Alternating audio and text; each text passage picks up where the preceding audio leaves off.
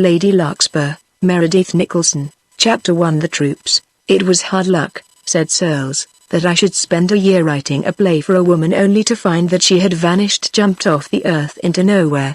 This was my highest flight, Singleton, the best writing I ever did, and after the vast pains I took with the thing, the only woman I ever saw who could possibly act it is unavailable. Worse than that, absolutely undiscoverable. Nobody knows I have this script. I've kept quiet about it simply because I'm not going to be forced into accepting a star I don't want. I have a feeling about this play that I never had about my other things. That girl was its inspiration. The public has been so kind to my small offerings that I'm trying to lead them on to the best I can do, something a little finer and more imaginative, with a touch of poetry, if you please.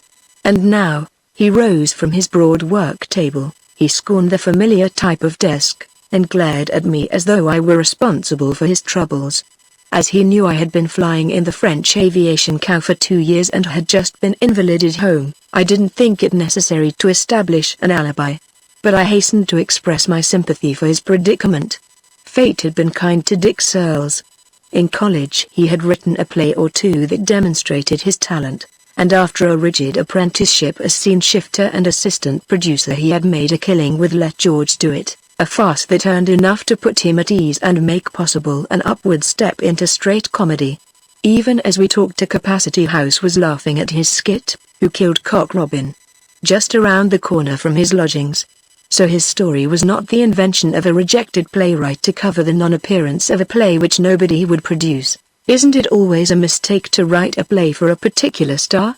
I suggested. Seems to me I've read somewhere that is among the besetting sins of you playwrights. Old stuff, my boy, but this isn't one of those cases. The person I had in mind for this play wasn't a star, but a beginner, quite unknown. It was when I was in London putting on Fairy Gold that I saw her. She had a small part in a pantomime, and pantomime is the severest test of an actor's powers, you know. A little later she appeared in Honourable Women, a capital play that died early, but there again I felt her peculiar charm. It was just that. Her part was a minor one, but she wore it as she might wear a glove. She was exquisite. No one ever captured my imagination as she did. I watched her night after night. I was afraid that when I heard her voice it would break the spell, and I actually shook like a man with an ague when she tripped out on the stage as the ingenue in Honourable Women. And her laughter. You know how hollow the usual stage mirth is, but that girl's laugh had the joy of the Larkspur ending. By Jove! I ejaculated. There's more here than appears. You're in love with the girl. Rubbish, he cried impatiently. You'll think I'm talking rot, but this girl was the visualization of a character I had dreamed of and groped after for years. That's all, but it's a whole lot, I can tell you. Of course, you established lines of communication and gave her a hint that you meant to write a play for her? Certainly not. That would have spoiled the whole thing. It was her art, not the woman, that interested me. I didn't want to take the chance of being disillusioned. I have been through that experience, and I prefer not to meet the people who act in my pieces. I want their art, not their views on human destiny or the best place to get lobster ale à Newburgh. Let us be practical for a moment, Searles, I urged. Emperors, presidents, and popular murderers are not more conspicuous than the people of the stage. No girl talented enough to get 2 engagements, even for small parts, in a first-class London theatre could vanish. With your acquaintance in the profession you would be able to trace her anywhere on earth. By the way, what did the paragon call herself? Violet Dewing was her stage name and the only name the managers knew her by. I assumed that, of course, all I had to do was to finish my play and then have Dalton, who represents me over there, make an appointment to read it to her. But Dalton worked for 3 months trying to find her, without success. She clearly wasn't the product of the provincial theatres, hadn't any of the marks. I wasn't the only person who was interested in her. Dalton said half a dozen managers had their eye on her, but after Honourable Women closed she stepped into the void.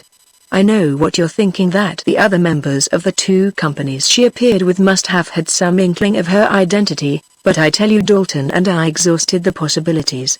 It was by accident that she got her chance in the pantomime someone wouldn't do at the last minute, and they gave Miss Dewing a trial. She was well liked by her associates in spite of the fact that she was a bit offish and vanished from their world the minute the curtain fell. A clever governess out of a job, satisfying a craving for excitement and playing the mysterious role as part of the adventure.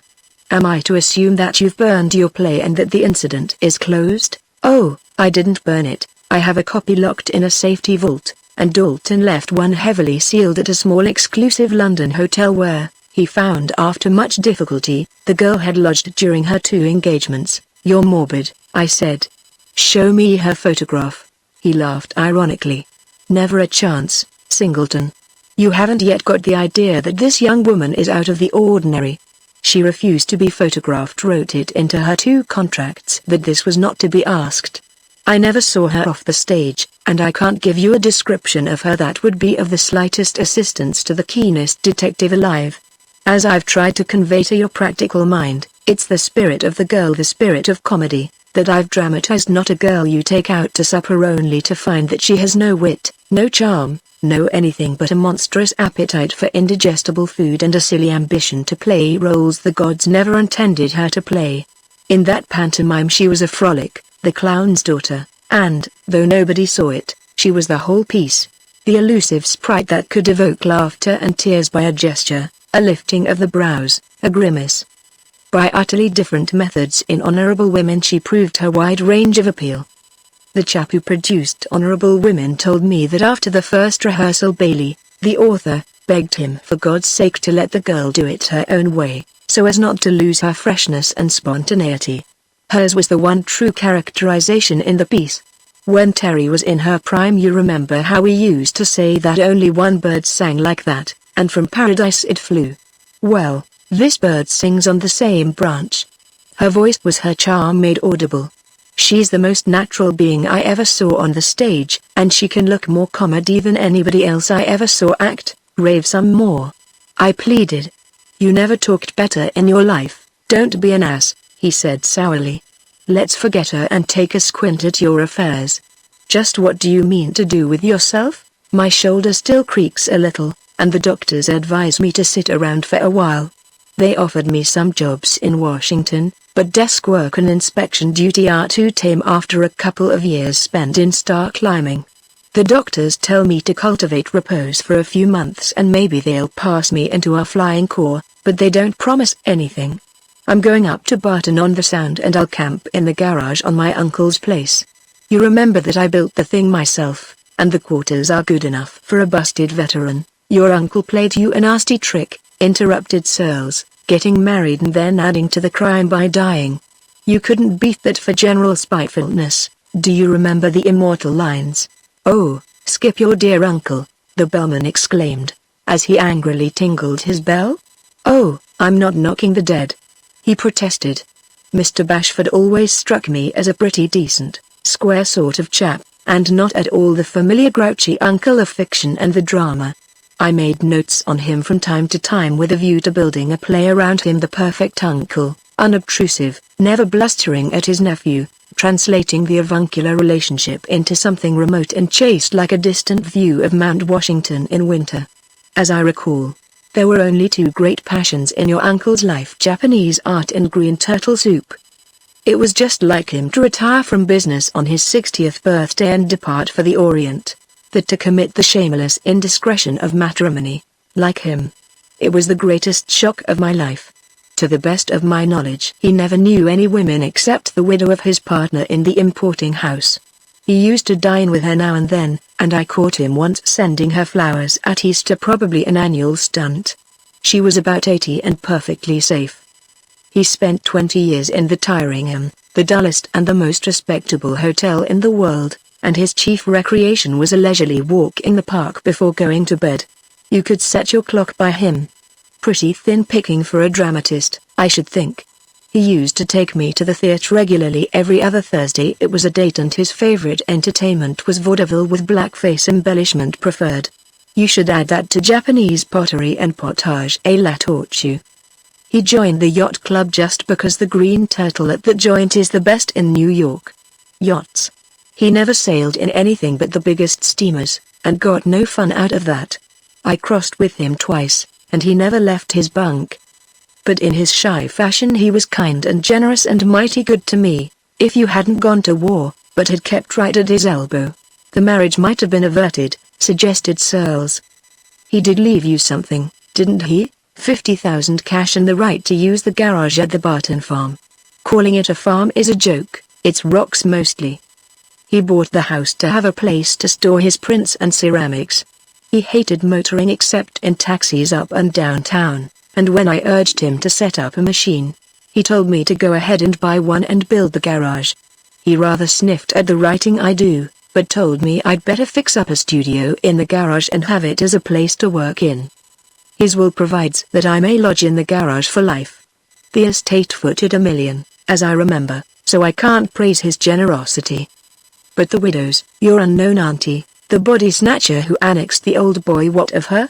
I've asked the trust company people whether she's in sight anywhere, and they assure me that she is not on these shores.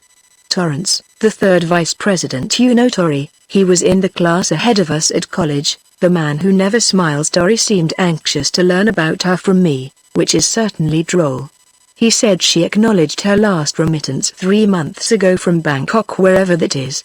Torry couldn't see that Bangkok is so absurdly remote that the idea of a widow strolling off there is funny. I suppose the old girl's resumed her tour of the world looking for another retired merchant to add to her list, very likely. To what nation, tribe, or human group does this predatory person belong? I'll tell you all I know. Just as I was sailing for France, I got a letter from Uncle Bash stating in the most businesslike fashion that he was about to be married to a lady he had met on his trip out to Japan. The dire event was to occur at the American embassy the following day, from which I judged that my presence at the ceremony was neither expected nor desired. Oddly enough, months afterward, I picked up an English paper in a French inn that contained an announcement of the marriage in the usual advertisement form. The lady was succinctly described as Mrs. Alice Wellington Cornford, widow of the late Archibald Reynolds Cornford, Pepper Harrow Road, Hants. All Torrance knows of the subsequent proceedings is what he got in official reports of Uncle Bash's death from the Consul General at Tokyo. He was buried over there, and the life insurance companies were rather fussy about the legal proof, Torry says. Whether the widow expects to come to America ultimately or will keep moving through the Orient marrying husbands and burying them is a dark mystery. If she should turn up, the house at Barton is hers, of course, but with her roving disposition I fancy my Aunt Alice wouldn't like the place. The Jap stuff is worth a bit of money, and if the lady is keen for such things and not a mere adventuress, she may take it into her head one of these days to come over and inspect the loot. I can see the vampire, said Searles musingly, landing at the Grand Central with enough hand luggage to fill a freight car, a big, raw-boned creature, with a horse face and a horrible mess as to clothes. You will be there to meet her, deferential, anxious to please. You will pilot her up the coast to Barton, tip the servants heavily to keep them from murdering her, and twiddle your thumbs in your garage as you await her further pleasure. By the way, are those ancient freaks still on the place, those broken-down hotel employees who are your uncle's sole experiment in philanthropy? Torrance assures me that they are all very much there. Searles yielded himself to laughter. An Englishwoman with lofty ideas of domestic service would certainly enjoy a romp with that crew. I supposed the trust company had brushed them into the sound before this. Oh, they are in the same class with me, I explained. The place can't be sold till I die, and while I live there to be harbored about 30 of them clothed and vigiled. I think there's a farce in the idea, and I may try it one of these days, he said, scribbling in his notebook. A refuge for broken-down chambermaids, venerable bellhops grown grey in the service, and the head waiter who amassed a fortune in tips and then toyed with the market once too often and lost his ill-gotten gains. What was the head waiter's name who presided with so much stateliness in the dining room of the Tyringham? I mean the white-haired chap who was so particular about the foot cushions for the nice old ladies in caps and lavender ribbons and India shawls. I think I can work him in somewhere. That's Antoine, who married the assistant housekeeper at the Tyringham. He's the butler and has charge of the place, a sort of commander-in-chief of the outfit. When I get settled I'll ask you up and you can study the bunch at leisure. Splendid. Reserve one room for me on the sunny side of the garage and I'll be up in a couple of weeks. I'm going to Ohio tomorrow for a family reunion and a look at the loved spots my infancy knew. You're lucky to have home folks even in Ohio, I remarked enviously. Well, there's always your distant auntie, cruising the seven seas in pursuit of husbands. Nobody with an aunt to his credit can pretend to be alone in the world. There is something about an aunt, Singleton. Aunts must rank just a little below mothers in the heavenly kingdom.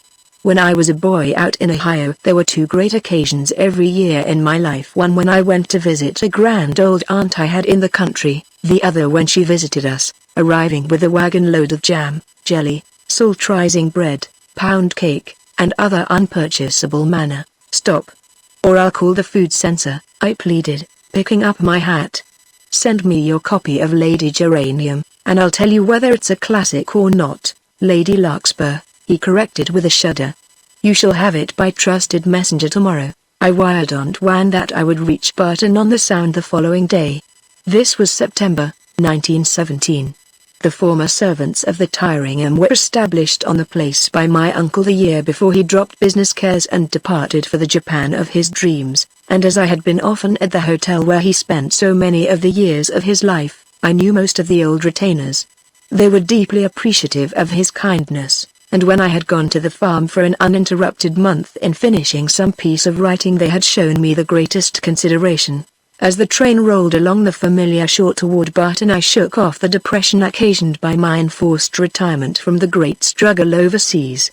I had done under the French flag all that it was possible for me to do, and there was some consolation in the fact that by reason of my 2 years on the battle line I was just so much ahead of the friends I met in New York who were answering the call to the colors and had their experience of war all before them.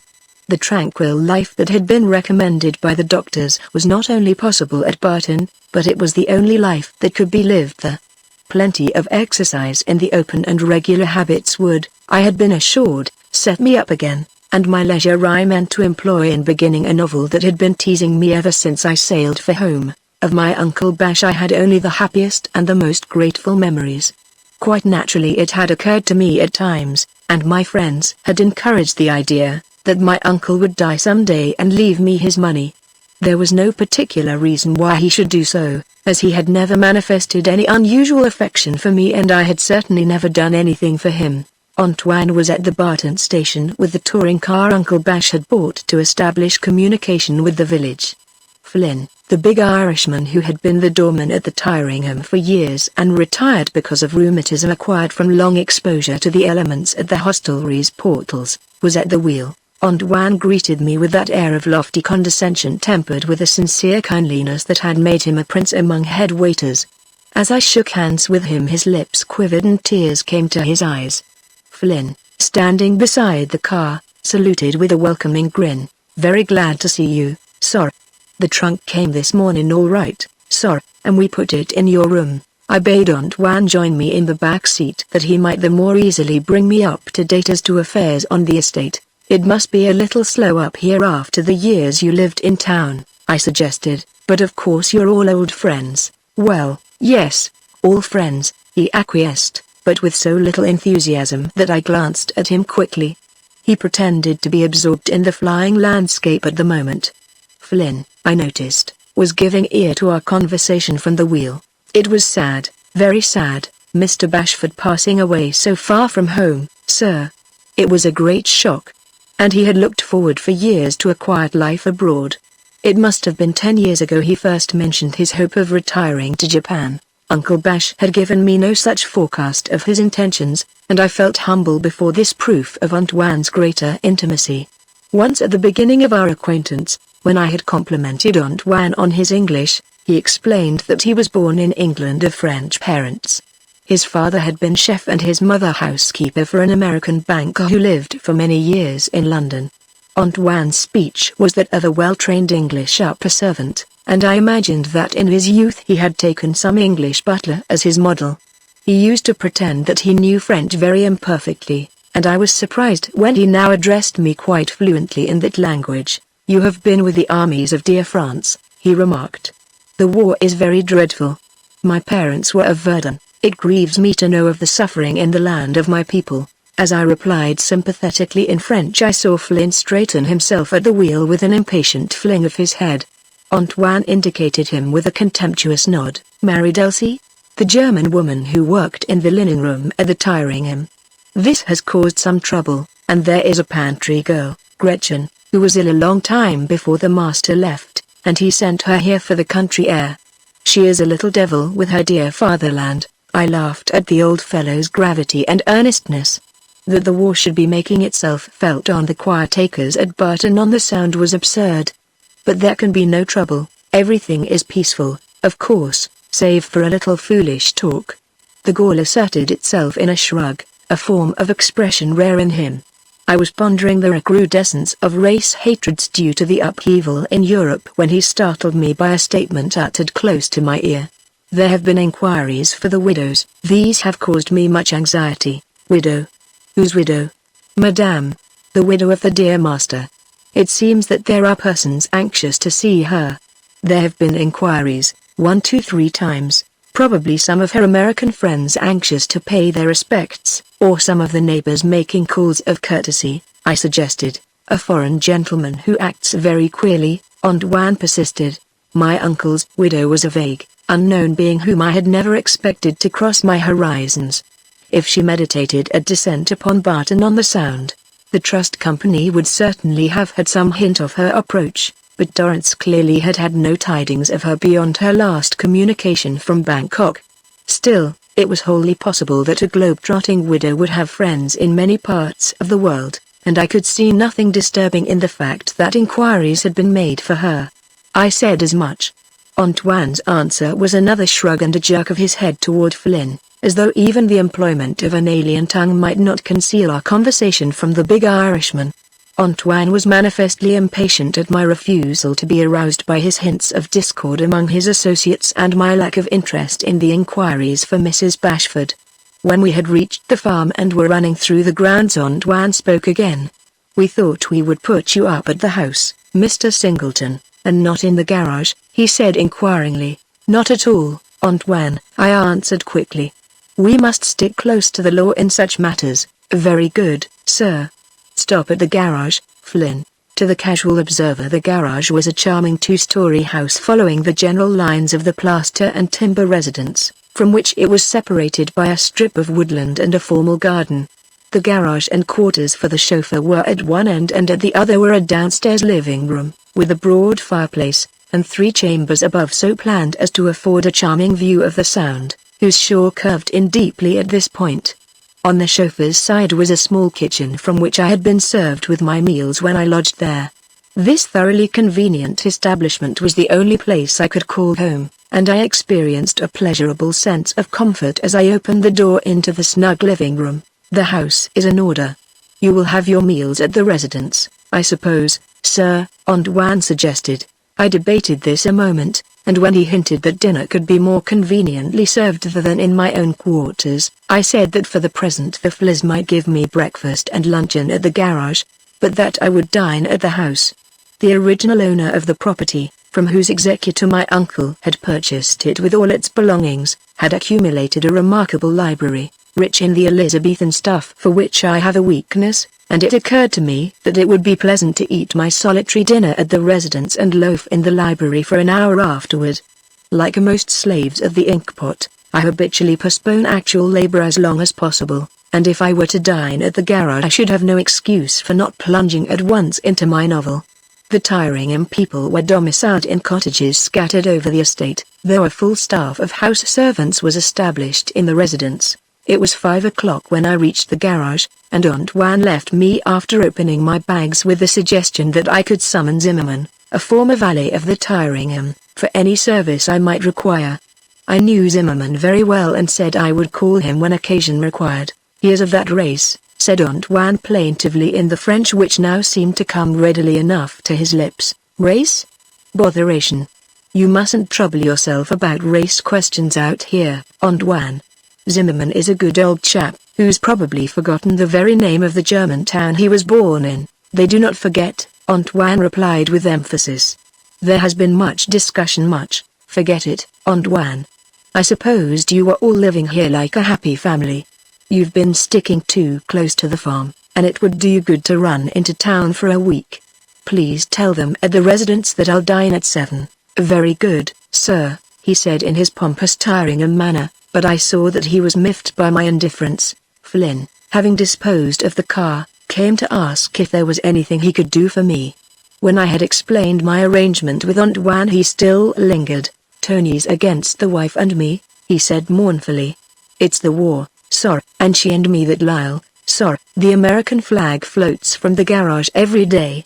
And if a heart can be Lyle, Elsie's as true to America as though she was born in Boston State House. I believe you, Flynn, I said, touched by his earnestness. Don't you worry about Aunt Wan and the rest of them, they're just a little nervous. I'll see what I can do to straighten things out. As I went about my unpacking, I was sorry that I had discouraged Aunt Wan's confidences. That these old hotel servants, flung upon a farm with little to do, should fall to quarreling was not surprising, but what he had said as to the inquiries for Mrs. Bashford had roused my curiosity. In spite of my legal right to live on the farm, I had no intention of remaining if my uncle's widow turned up. Alone on the estate I could lodge in the garage without any loss of dignity, but with an aunt on the premises my status would be decidedly uncomfortable. She could hardly fail to regard me as an intruding poor relation, no matter how strictly I kept to my own quarters.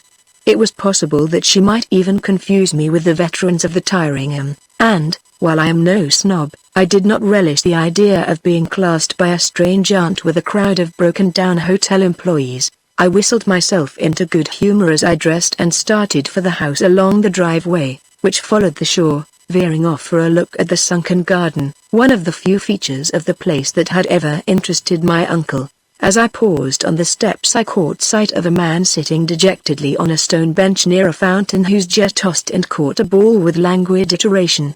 I had identified him as an old Tyringham bellhop, known familiarly as Dutch, before he heard my step and sprang to his feet, grabbing a pitchfork whose prongs he presented threateningly. "Oh, it's you, sir," he faltered, dropping the implement.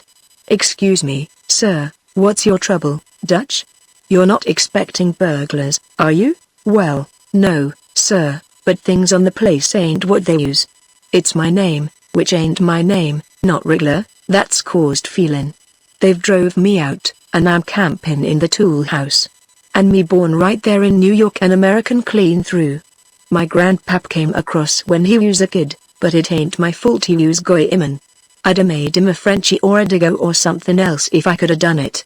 Mr. Singleton, I don't know no goy-iman except pretzel, sauerkraut, Wiener Wurst, and them kind o' words. Those belong to the universal language, Dutch," I answered consolingly. "What is your name, anyhow?" "Augustus Scortimia, and I say it ain't no worse'n Longfellow," he protested. The point was delicate and not one that I felt myself qualified to discuss. To cover my confusion I suggested that poets enjoy a certain license, but I was honestly sorry for Dutch. If he was not the oldest living bellhop, he was at least entitled to an honorable mention among the most ancient veterans of the calling, vocation, or avocation of the bellhopper. I bade him cheer up and passed on. As I reached the house I heard a sharp command in an authoritative voice and saw at a curve of the driveway a number of men in military formation performing evolutions in the most sprightly manner. They carried broomsticks, and at sight of me the commander brought his company to a very ragged present arms. Their uniform was that of the Tyringham bellhops and waiters, and it dawned upon me that this was an army of protest representing the Allied armies on the shores of Connecticut. There was a dozen of them, and the captain I recognized as Scotty, a hop who had long worn the Tyringham livery. I waved my hand to them and turned to find Aunt Wan awaiting me at the door. "It's the troops, sir," he explained. "It's to keep Dutch and Gretchen and Elsie. She's the wife of that Flynn in proper order, sir." Troops was a large term for the awkward squad of retired waiters and bellhops, and it was with difficulty that I kept my face straight. "It's most unfortunate, but we was forced to it. Dinner is served, sir." From the table in the long dining room I caught glimpses through the gathering dusk of Scotty's battalion at its evolutions. "They keep a guard all night, sir," Aunt Wan explained, not without pride. "The goings-on has been most peculiar, Aunt Wan," I said sharply. "What do you mean by these hints of trouble on the place?" You're not silly enough to imagine that Dutch and a couple of women can do anything out here to aid America's enemies. The rest of you ought to be ashamed of yourselves for annoying them. And as for these inquiries about Mrs. Bashford, they couldn't possibly have anything to do with the war. Specifically, who are the persons who've asked for her? There's the party I told you about, most persistent, who's motored here 3 times, and another person who seems to be looking for him, sir. It's most singular, it's singularly ridiculous, that's all. They're probably piano tuners or rival agents for a rug house or something of that sort who don't know that Mrs. Bashford isn't here or at all likely to be. They may be agents, but not that kind, sir.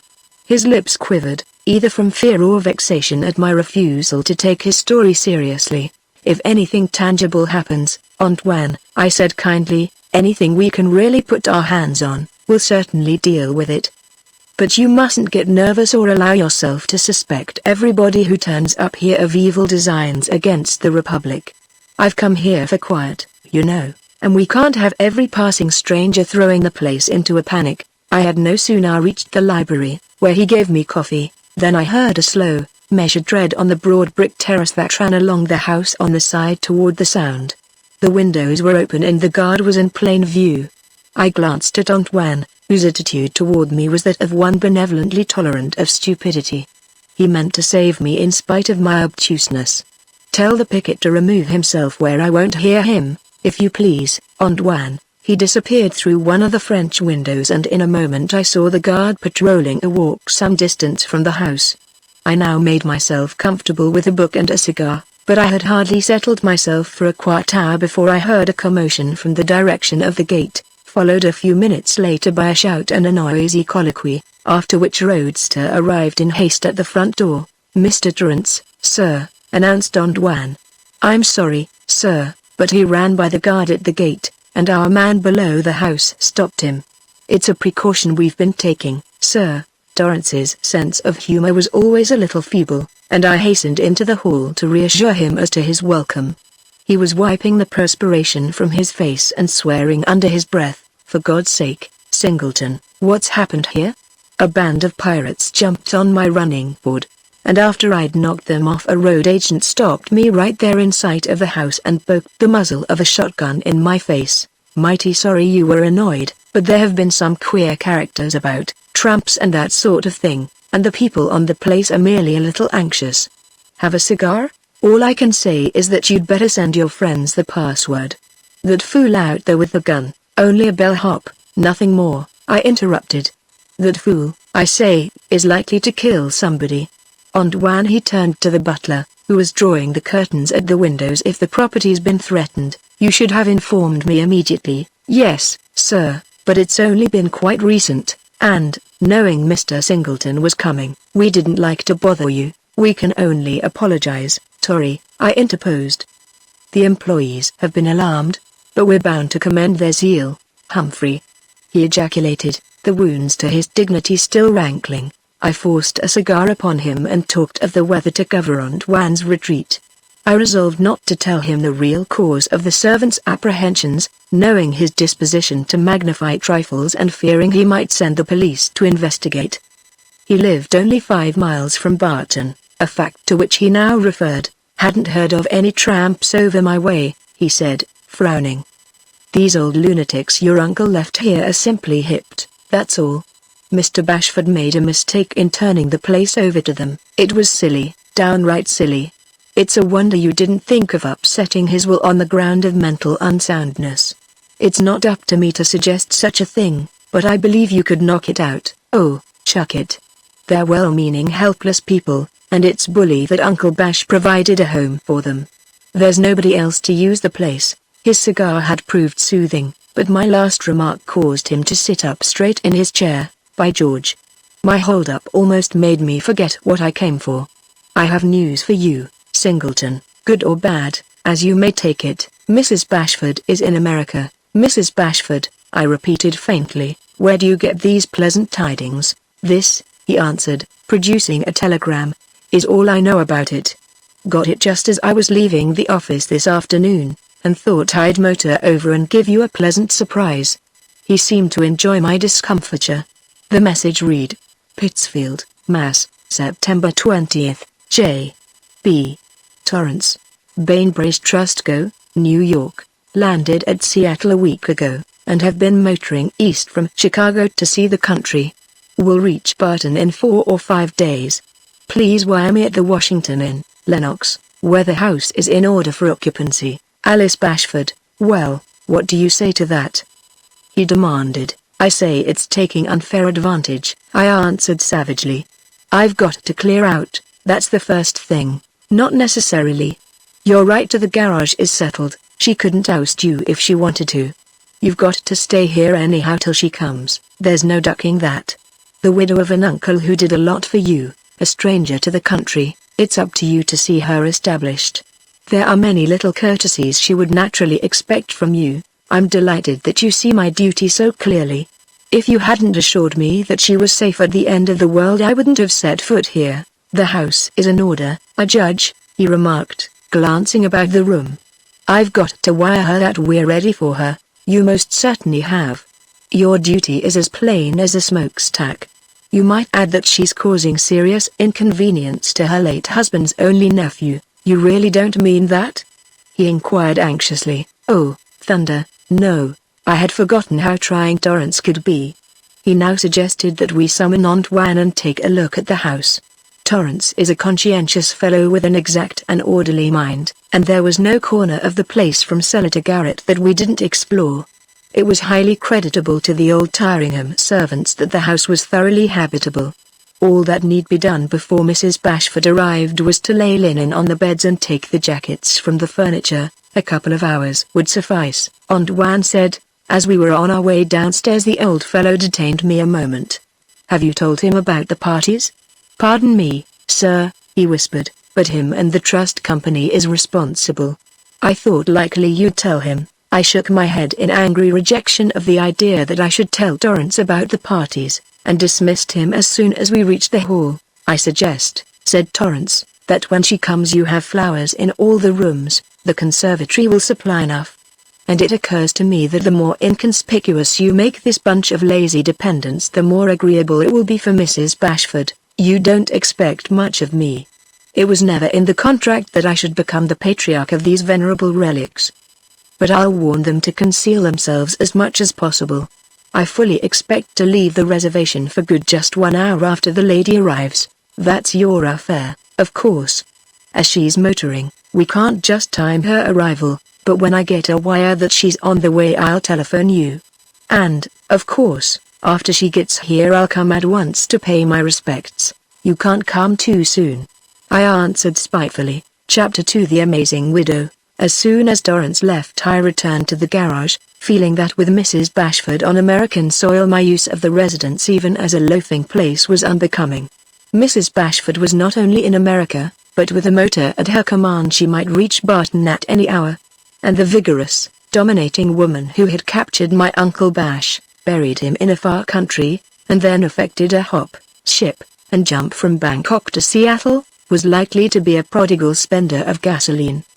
Her propensity for traveling encouraged the hope that she would quickly weary of Barton and pine for lands where the elephant and jinrikisha flourish. I had brought with me the manuscript of Searles's play, and I fell upon it irritably and began reading the first act. The dialogue moved briskly, and I read on as though enfolded in the air of a crisp spring morning. It was Searles's whimsical stroke, only with a better vehicle than he had ever before found for it. My grouch over the upsetting of my plans yielded under the spell of his humor. Lady Larkspur was the name assumed by the daughter of a recluse naturalist in the Valley of Virginia. She had known no life but that of the open country, where she ran wild all summer, aiding her father in collecting plants and butterflies. At 20 she had never seen a city, and her social contacts had been limited to the country folk, who viewed her with commiseration as the prisoner of her misanthrope father, who in the 15 years of his exile had maintained a hostile attitude toward his neighbors. He had, however, educated the girl in such manner that only the cheer and joy of life were known to her. Hating mankind, he had encouraged her in nature worship. She knew no literature except the classics. All history, even the history of the storied valley in which she lived, was a sealed book to her. The girl's curiosity is roused by the sudden appearance of strangers from the unknown world beyond, whom she mystifies by her quaint old worldishness. Searles had taken an old theme and given a novel twist to it. The solution of the mystery of the father's exile and an amusing complication of lovers afforded a suspensive interest well sustained to the end. There were innumerable charming scenes, as where the girl in the outlandish costume in which she roamed the hills perches on a boulder and recites the Iliad to her suitors.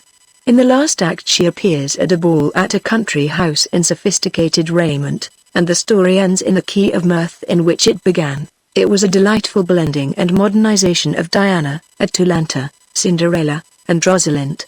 But even in the typewritten page it was amazingly alive and well calculated to evoke tears and laughter.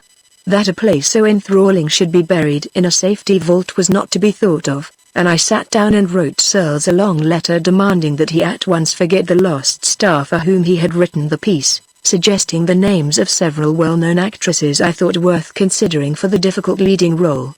Not satisfied with this, I telephoned a telegram to the agent at Barton for transmission to Searles at the Ohio address he had given me. The next day passed without incident, and on the second, hearing nothing from Torrance, I began to doubt Mrs. Bashford's proximity.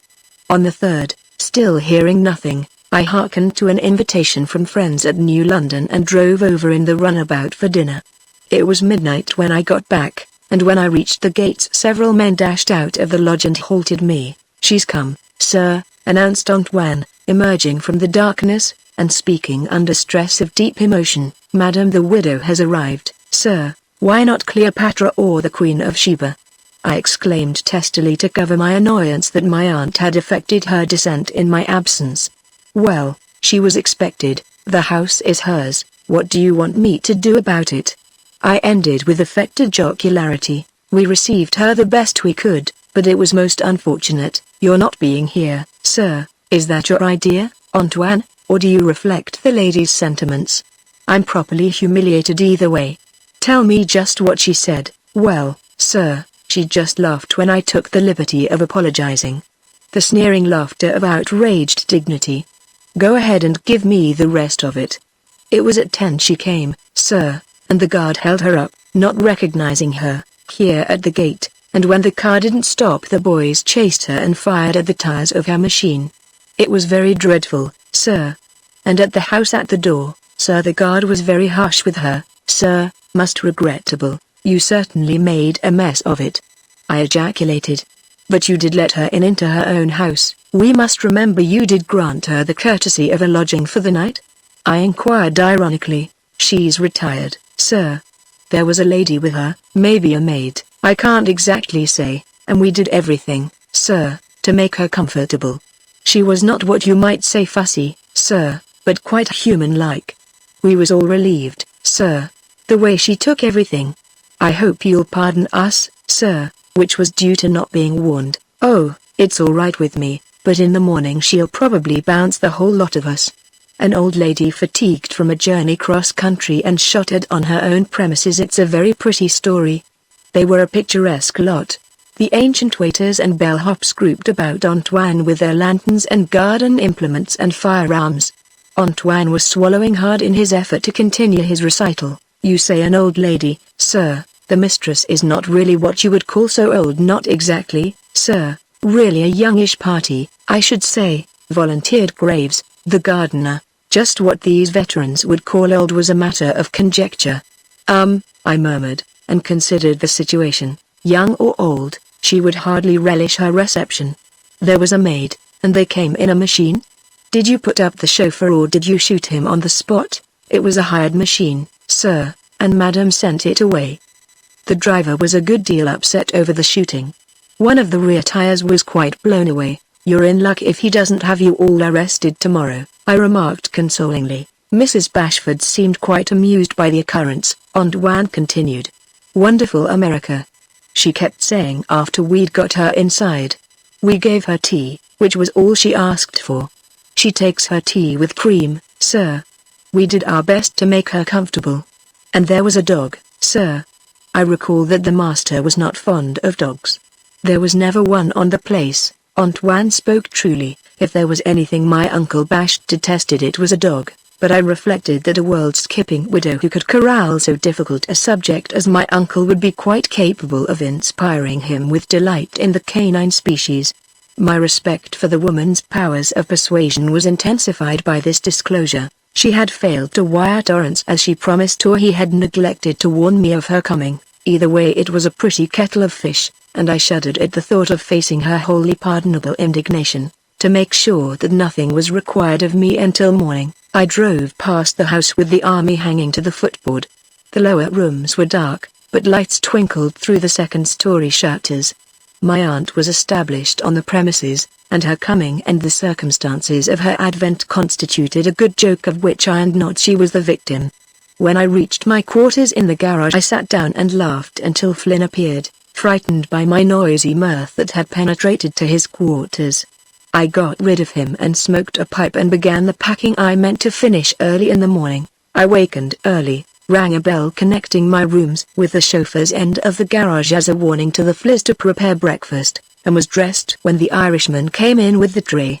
In the absence of a morning paper, I clung to him for company. "I trust you will not be leaving, sir," he remarked, eyeing my half-packed trunk. "Very soon, Flynn.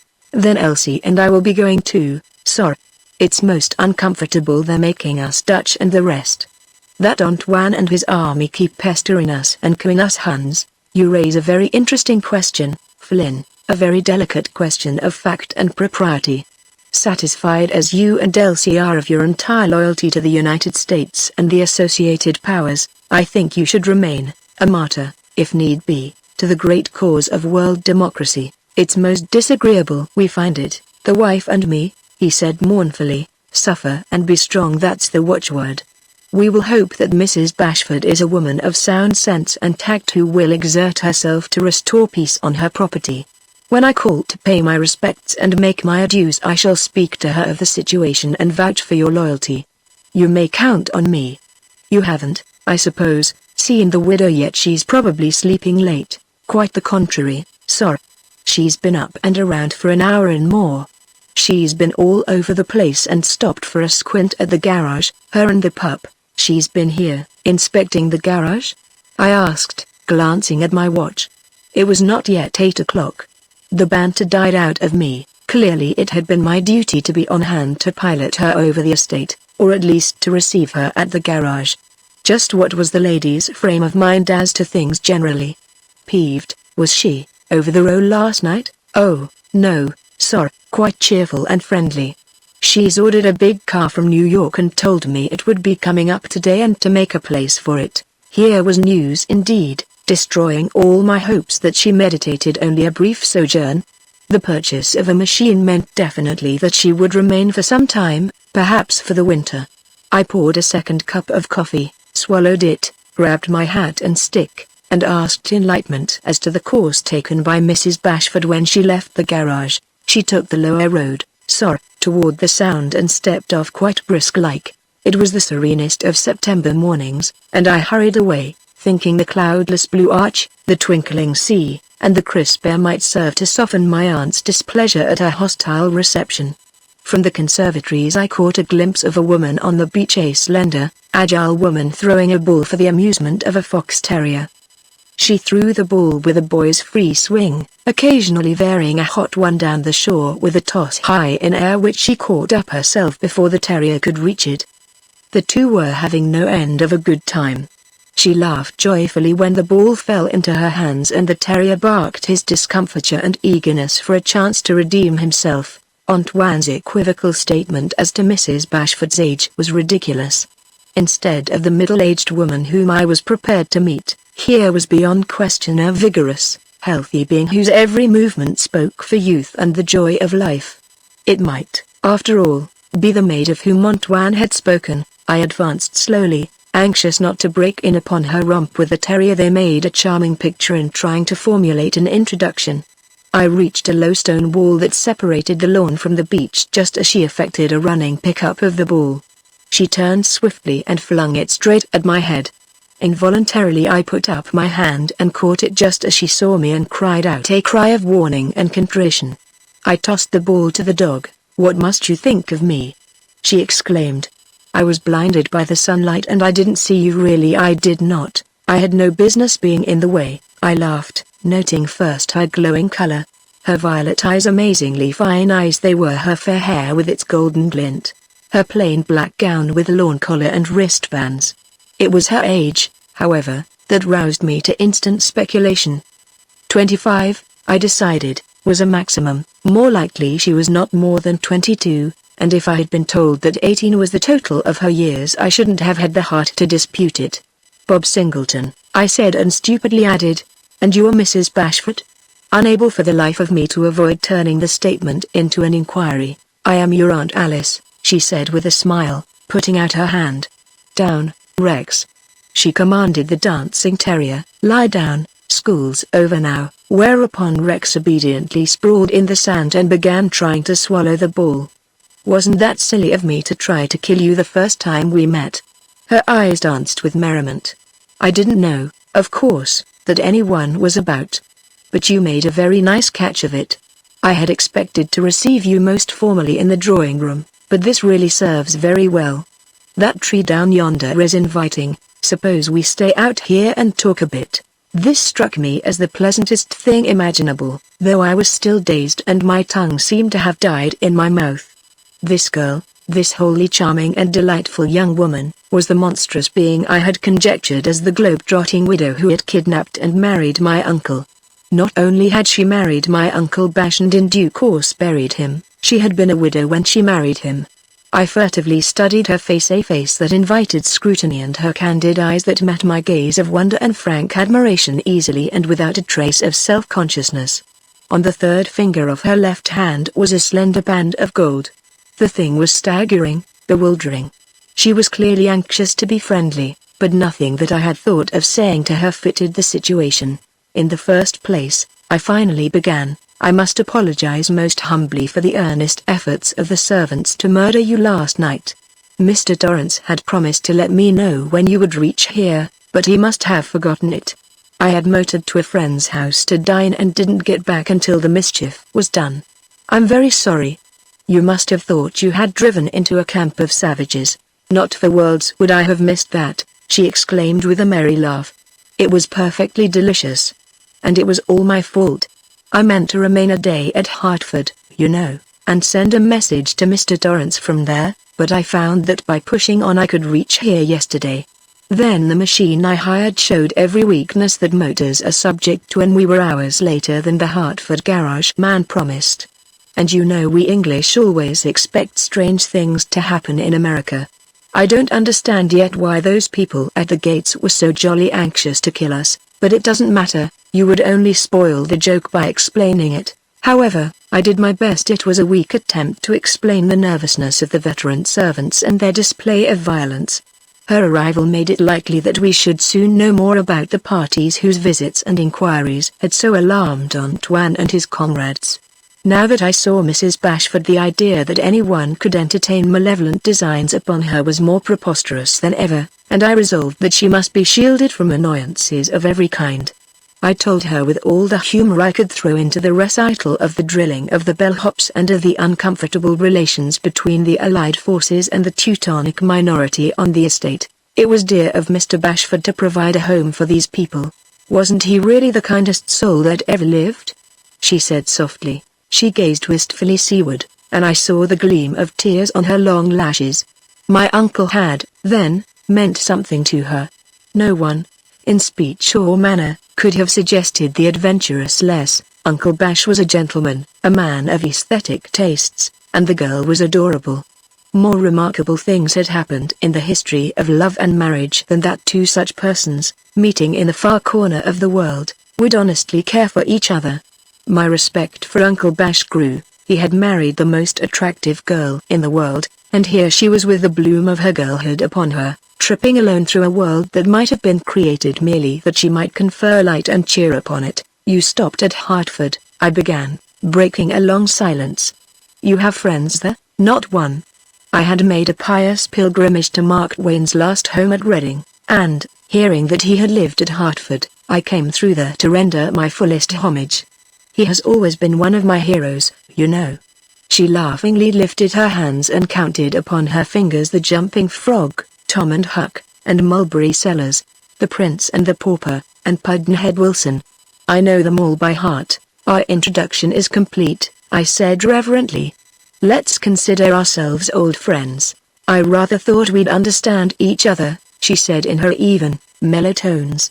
You know, we had your photograph out East, a very good one. It seems so. I had an idea of what you looked like. The photograph gave you an unfair advantage. And I didn't know Uncle Bash carried one away with him. He was very fond of you, she said gravely. He was very proud that you had gone into the war. I am glad to hear that. I thought he disapproved of me for refusing to go into business. He offered me a substantial interest before he sold out, I know that, but I think he liked you rather better for refusing it. Business with him was merely a means to an end. And it was doubly sad that he should die just when he was free to enjoy the beautiful things he loved. It was at the tip of my tongue to say that the loss of her companionship was even more grievous, but nothing in her manner invited such a comment. Her grave moods were to be respected, and she talked for some time of Uncle Bash's life in the East, of his short illness and quite unexpected death. But I'm keeping you, she exclaimed suddenly, jumping down from the wall. And I must finish my unpacking. As we walked to the house I answered her questions about the neighborhood, and promised to telephone Torrance immediately of her arrival. You will have luncheon with us, or maybe dinner would be better, or both. Antoine told me of your bachelor establishment, but eating alone is bad for the digestion. I shall think you resent my coming if you don't dine at the house every day. Mrs. Farnsworth, my friend and companion, is a very interesting woman. I am sure you will like her. The information that she was protected in her youthful widowhood by a companion was imparted neatly. It was really much nicer, meeting this way, she said, giving me her hand. We shall expect you at 7. I found them on the veranda, which had been transformed since my last glimpse of it. Rugs, wicker furniture, wall pockets of flowers, and paper lanterns dropped over the electric lights gave it the appearance of a prettily set scene. She came toward me, a slender figure in white. She seemed taller in white. As she took a few steps toward me, I was aware of a stateliness I had missed at the shore. A queenly young person, but as unaffectedly cordial and friendly as in the bright morning sunlight. Mrs. Farnsworth, Mr. Singleton. Mrs. Farnsworth was a pleasant-faced, white-haired woman with remarkably fine, dark eyes. If the positions had been changed, if Mrs. Farnsworth had been my uncle's choice of a wife, the situation would have been much more real. I instantly liked Mrs. Farnsworth. She uttered a few commonplaces in an uncommonplace tone without pausing in her knitting.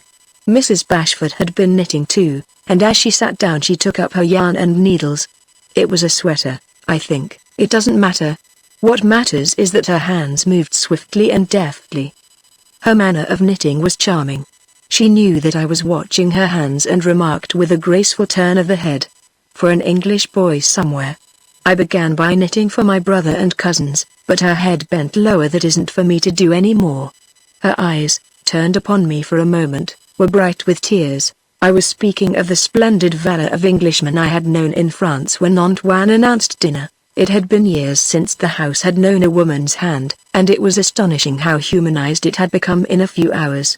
The long dining room, always a bare, forbidding place, had been reduced to cozy proportions by screens, and a small round table replaced the massive, oblong affair that always looked as though it had been built into the house by the carpenters. I found those lovely screens in the garret and thought we might as well enjoy them, and that lang yao jar you see on the sideboard oughtn't to be hidden in the vault. I am sure Uncle Bash would be happy to know you care for these things so much, I said, noting that the white roses she had chosen for the jar, I knew the choice was hers, served to emphasize the deep red of its exquisite glaze. I am among the unelect, remarked Mrs. Farnsworth. When I am told that such things are beautiful I am immediately convinced. I say they are beautiful, and that is enough. That has always been enough for me, I replied. My uncle used to try to interest me, and I wore out a good many pairs of shoes following him through museums and salesrooms, but he gave me up when he found that my pagan soul was aroused by nothing but pottery idols. It wasn't the pottery that interested me even there, but only the ugliest designs. I am gratified that you make the admission so frankly, said Mrs. Farnsworth. I have always been a great admirer of the heathen. I like them when they are nice," said Mrs. Bashford. "Yes, I have found you very discriminating in your choice of the species, Alice. But, you know, Mr. Singleton, Alice and I never can agree as to just what a heathen is. All our squabbles have been about that." The old hymn pictured the heathen in his blindness bowing down to wood and stone. "But I'm disposed to broaden my definition to include all who believe in fairies good or bad, and persons who honestly believe in signs, omens, and lucky stones, and all who have the receipt of fern seed and walk invisible. There's Shakespeare for that. Some very good Christians are also very nice heathens. We mustn't be narrow and bigoted about such things. I think," said Mrs. Bashford soberly, "that I have always believed in witches, and if I keep on believing I shall see one someday. We shall find anything in this world that we believe in hard enough. Now a witch, the kind of witch I have always expected to wake up and find flourishing a broom at me from the foot of my bed." She was talking very gravely, as though witches were the commonest topic of conversation, but finding my eyes turned upon her in frank wonder, she laughed at my amazement. "Let us be honest with you, Mr. Singleton," Mrs. Farnsworth explained, "and tell you that we are just testing you. It may be a breach of hospitality, and you are all but a stranger. But we are curious to know whether you are of that small company of the favored of heaven who can play at being foolish without becoming idiotic. Alice is sometimes very near idiocy. You admit that, Alice?" "I not only admit it, but I might even boast of it," my aunt replied. At the mention of witches I had caught Antoine crossing himself as he turned to the sideboard. I confess that I myself had been startled by the drift of the talk. Mrs. Farnsworth was far from being the grim duenna I had feared might be my aunt's chaperone, and there was certainly nothing in her appearance to suggest that she was a believer in witches. She and my aunt treated each other as though they were contemporaries, and it was Alice and Constance between them. As the talk ran exhaustively through the lore of witches and goblins, I had hoped that one or the other would drop some clue as to the previous history of my amazing aunt. It was as plain as day that she and Mrs. Farnsworth indulged in whims for the joy of it, and her zest in the discussion of witches, carried on while Antoine served the table, lips tightly compressed, and with an exaggeration of his stately tread, was the more startling from the fact that my aunt's companion was a woman of years, a handsome woman with a hybrid air who did not look at all like a person who would discuss witches as though they had been made the topic of the day by the afternoon newspapers. And when the shape of a witch's chin became the immediate point of discussion, I knew it was in Antoine's mind that such conversation was unbecoming, an offense to the memory of Raymond Bashford. Mrs. Farnsworth's brown eyes sparkled, and the color deepened in my aunt's cheeks as we discoursed upon witches and the chins thereof. I had a friend in college who used to indulge in the same sort of piffling, but that my uncle's widow and her elderly companion should delight in such absurdities bewildered me. I had been addressing my aunt as Mrs. Bashford. It seemed ridiculous to call her Aunt Alice, and in the heat of our argument as to whether witches are necessarily naughty and malign beings, I had just uttered the Mrs. when she bent toward me and said gravely and with no hint of archness, "Can't we make it Alice and Bob? I think that would be a lot friendlier." I experienced a curious flutter of the heart the first time I tried it, but after that it came very easily. I found it impossible to think of her in terms of auntship, and it was a relief to have the relationship waived. She was simply the jolliest, prettiest girl that had ever crossed my horizon, and to be talking to her across the table gave me thrills compared with which sliding out of clouds in an airplane is only a rocking chair pastime for old men. The veteran chef of the Tyringham had produced an excellent dinner, though the witch talk made Antoine a trifle nervous in serving it. We had coffee on the veranda. Alice thought it would be nicer there, and as Antoine gave me my cup he edged close to my chair to whisper, "That party, sir. If he should come, tell the troops not to attack any visitors," I said, loud enough for the others to hear. "Mr. Torrance will be here shortly, and it would be annoying to have him ushered in on a shutter. We must establish a rule that callers are not to be fired upon at the gate. I know why this is the land of the free and the home of the brave," laughed Alice. "One has to be brave to live here." Antoine departed with a resentful twist of the shoulders, and I decided to meet squarely the matter of the visitors who had so troubled him.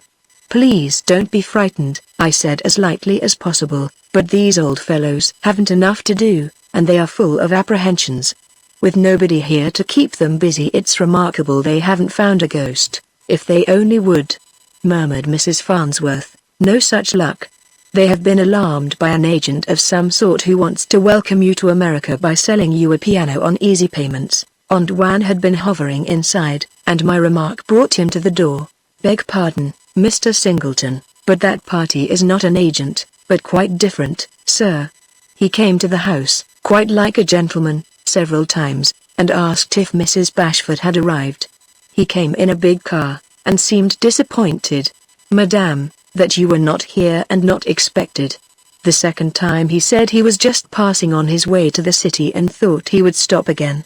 A very well-spoken gentleman, and we'd have thought nothing of it except that a few days later I caught a man I was sure was the same party, but dressed in rough clothes, sneaking across the veranda right there where you're sitting. When I called to him he ran as hard as he could, and Graves, he's the vegetable gardener, saw him leaving the property by the back way. It's hardly possible that a man who impressed you as a gentleman when you saw him at the door should have returned in disguise and tried to break into the house. The two things don't hang together, Aunt Wan." "Oh," exclaimed Mrs. Farnsworth. "It would be so much more delightful if that were true. Anyone in disguise is bound to be interesting. A disguise suggests most beautiful possibilities. And to be sought, asked for by a stranger, I could not be sure in the dim light of the veranda. But I thought I detected a white slipper cautiously reach out and touch a black one. At any rate," Mrs. Farnsworth lapsed into silence. "Thank you very much, Aunt Wan," said Alice. "It is very proper for you to tell me anything of any stranger on the property, but I see nothing here to be alarmed about. If the same gentleman calls again, let me know instantly." "Very good, Madame." And then, turning as though conferring upon me a part of his responsibility for the security of the premises, "It's a party with a limp, just a trifling limp, sir, you'd hardly notice it. It was worse the last time as he ran away. A smallish man, rather dark, with a little moustache turned up at the ends." "I have noted all these details, Aunt Wan," I replied, and again I thought there was a telegraphic exchange between the ladies, though this time a black slipper was the means of communication. Torrance arrived in a moment, and nothing has ever given me keener joy than his shock of surprise at beholding Mrs. Bashford. As I introduced the ladies he was so overcome that he greeted Mrs. Farnsworth as Mrs. Bashford, a not unnatural mistake, and there was an embarrassing moment as I set him right. Having done this, I seated myself beside Mrs. Farnsworth that Torrance might be free to talk business with my aunt. I was devoutly grateful that he had not been present at the dinner table, for my own efforts to interest Torrance in anything but the most practical matters had always been highly unsuccessful, and the discussion of ghosts and witches would hardly have amused him. As Mrs. Farnsworth and I took up the recent movements on the Western Front, I overheard Torrance putting all the machinery of the trust company at Mrs. Bashford's disposal. It seemed almost a blasphemy to be talking of income and like matters to a woman like Alice Bashford. They continued their conference for some time, but I got nothing out of Mrs. Farnsworth that shed any light on my aunt's history beyond what she had told me herself, which was precious little. Mrs. Farnsworth's talk was that of a cultivated woman. Her voice interested me unaccountably, the tones had all manner of shadings and inflections, it was curiously musical, but in speaking of the Great War a passionate note crept into it that stirred me deeply. "This has been a dark year for Alice," she remarked. Mr. Bashford's death, followed quickly by that of her brother and only son, piled a cruel burden of grief upon the dear child. She wants to go back to England to nurse the wounded, to do anything for our dear country, but I want to keep her here a little while until she can readjust herself. You must not think, Mr. Singleton, that she has no feeling. You have no idea of the depths of that child's nature, they are unfathomable. It is my task to encourage her in frivolity and the make-believe she loves, hence our absurdities at the table. She's the drollest child, but with wonderful understanding. And at times it's not easy to keep the divine spark of play alive in her heart." The light of one of the porch lamps fell upon Alice's face as she patiently gave heed to Torrance's account of his stewardship. One of her hands gently stroked the terrier that lay quietly in a chair beside her. I was sure that his painstaking description of assets and market values was boring her. Once her voice rose in expostulation. "Torrance, I judged, was suggesting that legal means could be found to expel the old tiring employees from the Barton property. Oh, never in the world. It was quite like Mr. Bashford to want to care for these people in their old age. And she laughed and turned toward me. They can't be dislodged while Bob lives, and we don't want to part with him just yet. I was glad to have him hear her address me in this intimate fashion. Dory always inspired in me a desire to shock him. He was trying to assure Alice that his only concern was to make her comfortable. He wished to save her from every annoyance and that sort of thing. I shall help Alice to break them in, Tori, I said, lingering upon her name for his special edification. Of course, Singleton, he replied. I wasn't sure you meant to stay on. Pardon me, but I didn't. Oh, it isn't that Bob hasn't a right to stay, said Alice quickly. Mrs. Farnsworth and I are hoping that he will like us well enough to share our exile on other accounts. We are so unfamiliar with everything American that it would be most unkind for him to desert us. I am engaging Mr. Singleton to explain American jokes to me, announced Mrs. Farnsworth. Alice seems to get them, but I'm never sure. It is a part of Torrance's business to counsel widows, which he does like the honorable man he is, but as he rose to go presently, remarking that his wife would motor down to call shortly, I caught a glimpse of his face that indicated deep perplexity. I wanted to warn him that Alice Bashford was not an ordinary widow, who vexes officers of trust companies with foolish questions and is prone to overdraw her account, so I left when he did. I want to talk to you, he said nervously when we were outside. I'll send the car ahead to the gate. When the shrubbery cut us off from the house, he stopped abruptly and seized my arm. What do you make of it? He demanded. Make of what? I asked. That girl. He exclaimed testily. If you insist, I must avow that she's adorable, nothing else. Don't be a fool. You knew Raymond Bashford much better than I did, and you know perfectly well he never married a young girl of that sort. Those women are playing a trick, and I'm surprised that you don't see through it. My uncle was a man of taste and a gentleman, I answered deliberately. There's nothing in the least improbable in his being infatuated with a young woman of charm and wit like this girl. And it is hardly profitable or decent to speculate as to her interest in him. You mustn't forget that Uncle Bash was an unusual man, a man with whom a young girl might easily fall in love without reference to his age or money or anything else. I tell you it won't do, he insisted. If either of those women at the house is Raymond Bashford's widow, it's the one who calls herself Farnsworth. You did your best to convict them of fraud the first jump out of the box, I said, laughing at the recollection of his confusion when I introduced him. My mistake was a natural one, he said defensively. They're playing a game of some kind and it's no laughing matter, but it won't take long to find out what they're up to. You'll hardly go the length of having them arrested as imposters, Torrance, not without some data to work on. Certainly not. You seem to be hitting it off with both of them, but I advise you to be on guard. Are you sure your uncle never sent you his wife's photograph? That would have been a perfectly natural thing to do. If I'd got a photograph, I should have headed for Japan, not for France. I laughed, but I was thinking deeply. His line of reasoning as to the incongruity of the marriage was not so different from my own that I could sneer at his suspicions. Very convincingly, as became a practical-minded man, he expanded his views as to the unlikelihood of my uncle's marrying a girl but little beyond school age. I shrank from telling him that I didn't care a hang whether the widow was a fraud or not. If the two women who had settled themselves on the Barton estate were imposters, they were extraordinarily daring and clever. My attitude toward them was wholly defensive. If women of their quality were perpetrating a fraud, I was forgiving them every chance, and I had no intention of allowing Torrance to spoil the unfolding of the conspiracy. We were nearing a gateway where his car waited, and I saw several of the guard hanging about at a discreet distance. Look here, Singleton, he said angrily, you don't seem to take this business very seriously. You don't want to make the mistake of letting a pretty girl pull the wool over your eyes. If we're not careful, we're all of us likely to get into trouble. He lowered his voice and added tensely, those women are under suspicion of something more serious than an attempt to rob an estate. An agent of the American State Department called on me yesterday and asked embarrassing questions about Mrs. Bashford. Not a Secret Service man, you understand, or anything of that kind, but an important man in the State Department. Of course you knew nothing to tell, I suggested as he beat the walk impatiently with his stick. I took a chance at lying to him about her expected arrival. I thought it only decent to have a look at the woman first. He told me nothing except that the British Embassy had made inquiries and that the matter was delicate and must be handled carefully. Was this inquirer a small dark man with a black moustache? I asked, suddenly interested.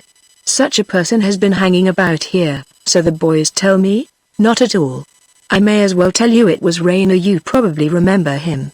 He's a specialist in international law, and they took him into the State Department just after the Lusitania business.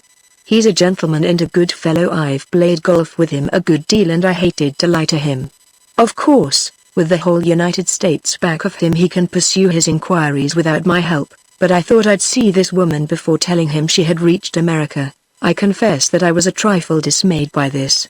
Rayner I knew slightly.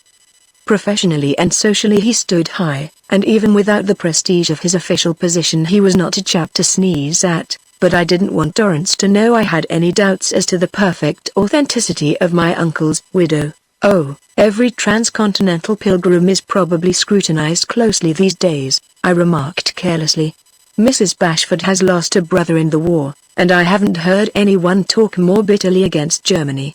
And her companion certainly has no illusions about the Kaiser.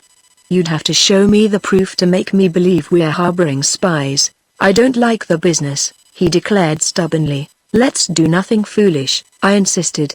If Rayner has reason to suspect either or both of these women, we'll hear further from him. I've put myself in a hole, he said angrily. Of course I've got to advise him immediately that Mrs. Bashford is here. I promised to let him know as soon as I heard from her. Just wait a few days, I undertake to keep them under surveillance. You can put the whole responsibility on me. If they attempt to leave, I'll warn you and Rayner instantly, but they have settled themselves as though they expected to spend the rest of their lives here. Remembering your visit the other night, you ought to be satisfied with the policing of the place. I told him of Mrs. Bashford's adventures in reaching the house without convincing him that there was anything funny in her experiences, and he left on my promise to report to him daily at a given hour and instantly if anything unusual occurred. I waited for the guards to lock the gates and bade them keep watch every night until further orders, and was on my way back through the grounds when Antoine arrested me. Pardon me, but I'd like to ask what you think of it, sir? He asked hoarsely, falling into step. If you mean what do I think of Mrs. Bashford, I replied sharply. I think she's quite charming and delightful and all anyone could ask in every way. It's her manner of speaking of spookish things, Mr. Singleton. It doesn't seem fitting in a widow and her so lately bereaved. And the older lady's quite as bad, sir. The maids tell me they keep talking all day about fairies and pretending they're queens and such like, and talking poetry to each other. Quoting poetry is a harmless amusement, Antoine, and believing in fairies and goblins is no crime. Such pastimes argue for sweetness and innocence of character, but the late master never indulged in such things, sir. He would have lived longer if he had. It was probably the poetry and fairies that attracted him to Mrs. Bashford. Yes, sir, he acquiesced with a gulp. I suppose you're right, sir. You should be grateful to Mrs. Bashford for not bouncing you all for the row you made last night. It could be done. In fact, Mr. Torrance has suggested that legal means could be found for getting rid of you. That would be very sad, sir, he said humbly. Isn't Mrs. Bashford kind to you? Hasn't she taken pains to make you all feel at home? Well, yes, sir. But she's taken Elsie back into the house, and there's no work for her, there being 2 women in the laundry already, and she's told me Dutch must be given his old place in charge of the poultry, and both being Germans, you will recall, it's just her kind heart, you idiot. You've all been spoiled, that's what's the matter with you. Elsie and Dutch are as law-abiding and honest as the best of you. It causes feeling, that's all, sir. It needn't cause it if you brace up and act like a man, I retorted. Then, sorry I had been so harsh, I added, we must take good care of Mrs. Bashford, Antoine. It would be your old master's wish. It will do no harm to keep a guard at the house for the present in case your mysterious stranger turns up again. He couldn't have failed to note my change of tone about the unknown visitor, but he made no comment. The guards set, Sir, front and rear. While there's no danger whatever, it's just as well to take no chances. Please tell the boys to send for me immediately at any hour of the night if they see any prowlers about. Very good, sir. But if you please, sir. He had reached the garage and he lingered, fingering his hat nervously. If it wasn't for the ladies talking about spirits, we'd all feel better, sir. It's creepy, sir, all the talk about witches and ghosts. No matter what names you call them by, you're far from being a fool, Antoine. Those ladies just play at believing in such rubbish. If they really believed in ghosts, you may be sure they wouldn't talk about it at table before strangers like you and me. Though this seemed to impress him, a moment later, as I was drawing down the shades in my bedroom, I saw him running across the lawn like a frightened rabbit. Chapter 3. A fan. The morning mail brought a letter from Searles acknowledging my congratulations on his play. While my enthusiastic praise pleased him, he was very scornful of my suggestions about available stars, and seemed even more depressed than when he talked to me. It's impossible for me to plan other work. Lady Larkspur ate the soul out of me. I'm done, finished, clean out of the running. There's only this to report. I had a letter from Dalton saying that some time ago he asked at the hotel where he sent the script of Lady Larkspur to know whether Miss Dewing had sent a forwarding address. He had to see the manager before he got any satisfaction, but he did learn that her accumulated mail had been called for by someone whose identity was not disclosed. Of course this isn't much to hang a hope on, but if that play is what I think it is and Miss Violet Dewing ever reads it, she's going to jump for the telegraph office the moment she finishes the last act. I have no plans for returning east. The folks at home let me do as I please, and it's a relief to be in seclusion where I hear nothing of the doings of Broadway. I hope your ancient globe-trotting aunt still lingers in the Far East. Keep the ink flowing, son. That novel ought to be well underway when I get back. The tale I had begun seemed utter trash in comparison with the story of Alice Bashford, in which, much against my will, I had become a minor character. I had rather prided myself on my ability to see through a plot in the first chapter of the most complicated mystery story, but there were points in this unwritten tale that baffled me. I kept away from the house until dinner time, when I was received quite as an old friend by Alice and Mrs. Farnsworth. The table talk was of Celtic poetry, and proved less disturbing to Antoine than the previous night's discussion of ghosts. Their day had been spent, they explained, in a further examination of my uncle's Japanese lute, and they had taken a long walk beyond the estate's boundaries and were enthusiastic about the landscape. It's so beautifully peaceful all about here, Alice murmured. I feel that I never want to move again. That's a real tribute to America, Mrs. Farnsworth remarked, for Alice dearly loves new scenes. She inherited a taste for travel from her father, who put some new places on the maps, you know. I didn't know and I wanted to ask questions about Alice's father, but as though anxious to frustrate such inquiries, my aunt asked how close we were to the place made famous by Israel Putnam's spectacular escape from the British. She had read the story and would motor to the scene, she declared. It was quite clear that there were chapters in her life that were not to be opened for my perusal. No sooner had I caught a glimpse of a promising page than the book was politely closed. A curtain hung between the immediate present at Barton on the sound and other scenes and incidents of the girl's life, and Mrs. Farnsworth was equally detached from any tangible background. It seemed that I might meet them daily for the rest of my life in this same friendly fashion without adding a particle to my knowledge of them. I became alert immediately when, as we rose from the table, Alice said, with the air of asking an unimportant favor. We were speaking last night of a man who has been asking for us here. His visits have alarmed the servants, but there is nothing to fear from him. You know, she smiled at Mrs. Farnsworth, it's rather he who seems to fear us, that, at least, is our impression, though we have no idea why he should do so. Still, it's rather good fun to find yourself an object of special attention and to be followed, even pursued. We've even led him on a little, haven't we, Constance? Mrs. Farnsworth laughingly admitted that they had led the gentleman on a trifle, but with all circumspection, she protested. We met him here and there in Tokyo, and later were surprised to find him crossing on our steamer. We threw him off in the Canadian Rockies, where we stopped for a day, and eluded him in Chicago, where he was evidently lying in wait for us. Delightful! I exclaimed. But please don't get the idea that the man annoys us, interposed Mrs. Farnsworth. Far from it, cried Alice. You've seen enough of us perhaps to understand that we enjoy little adventures, said Mrs. Farnsworth.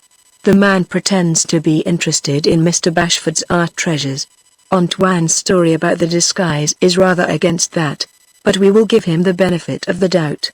What we are hoping is that something really amusing may come of his persistent pursuit. With you and the army of servants here we feel perfectly safe, so we're for giving him every chance to show his hand. He is the Count Giuseppe Montoni, said my aunt, who represents himself as a connoisseur, a lover of the beautiful. The mystery is solved. It is easy to understand why he has haunted the place. Yes, quite easy. Count Montoni is very anxious to see the porcelains. I wasn't referring to the pottery, but I shan't press the matter. I advise you not to. Your remark was highly improper from a nephew to an aunt. I have told you about all I know of this Italian gentleman. I am going to ask a favor. He telephoned from Stamford this afternoon to know whether we had arrived, and I bade him call tonight. I should be glad if you would remain until he leaves. I should like to know what you make of him. Certainly, I assented, pleased that she had taken me into her confidence and deeply curious as to the Italian connoisseur. What she had told so frankly and plausibly did not, however, touch upon the matter of the interest shown by the American State Department in my aunt's arrival at Barton, which troubled me much more than the antics of the Italian who had followed the women across the Pacific. Count Montoni arrived shortly and was received in the drawing-room. The ladies greeted him with the greatest cordiality. As he crossed the room I verified the limp and other points of Antoine's description. His bearing was that of a gentleman, and in his very correct evening dress he hardly looked like a man who would disguise himself and attempt to rob a house. He spoke English all but perfectly and proceeded at once to talk a great deal. I was sad when I found I had so narrowly missed you at Seattle, and again at Chicago. You travel far too rapidly for one of my age. His age might have been 30. He was a suave, polished, sophisticated person. Nothing was more natural than that he should pause in his travels to call upon two agreeable women he had met on a Pacific steamer. Possibly he was in love with Alice Bashford. This was not a difficult state of heart and mind for a man to argue himself into. She was even more strikingly beautiful tonight than I had thought her before. She was again in white. It was only in daytime that she wore black, and white was exceedingly becoming to her. As we talked she plied listlessly a fan, a handsome trinket of ostrich plumes. A pretty woman and a fan are the happiest possible combination. There is no severer test of grace than a woman's manner of using a fan. A clumsy woman makes an implement of this plaything, flourishing it to emphasize her talk, or, what is worse, pointing with it like an instructor before a blackboard. But in graceful hands it is unobtrusive, a mere bit of decoration that teases and fascinates the beholder's eye. With all his poise and equanimity I was distinctly conscious that Montoni's dark eyes were intent upon the idly swaying fan. I thought at first it was her hands that interested him as they unfailingly interested me, but when, from time to time, she put down the fan his gaze still followed it. And yet there was nothing novel in the delicate combination of ivory and feathers. I had seen many fans that to all appearances were just like it.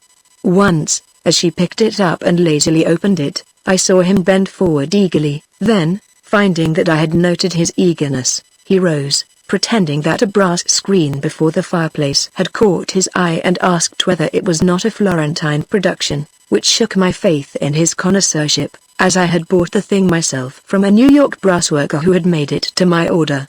Montoni spoke of the porcelains. Oh, to be sure.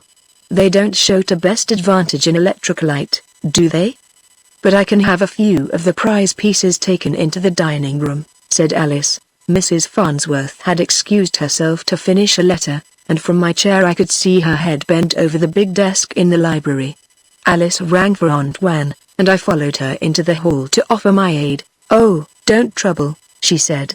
Antoine can do anything necessary. Yes, thanks. If you will turn on the dining room lights. I was gone hardly half a minute. When I reached the drawing-room door, Montoni had crossed the room to the table on which Alice had dropped the fan and was examining it closely. He faced the door, and the moment he detected me exclaimed carelessly, "An exquisite little bauble." I am always curious as to the source of such trifles. I was looking for the maker's imprimatur. I know a Parisian who is the leading manufacturer of the world.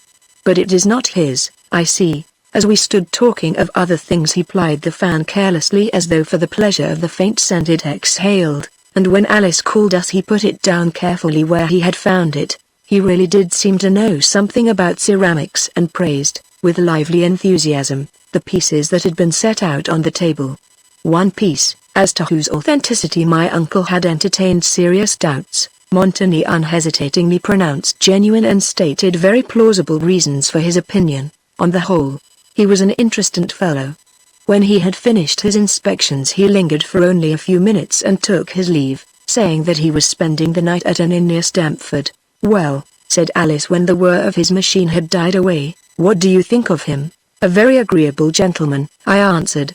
"If he doesn't know porcelains, he fakes his talk admirably, and as to fans," suggested Mrs. Farnsworth. I had not intended to mention Montagny's interest in Alice's fan, and the remark surprised me. "Oh, I saw it all from the library," laughed Mrs. Farnsworth. My back was to the door, but I was facing a mirror. "The moment you and Alice went into the hall he pounced upon the fan. Pounced is the only word that describes it.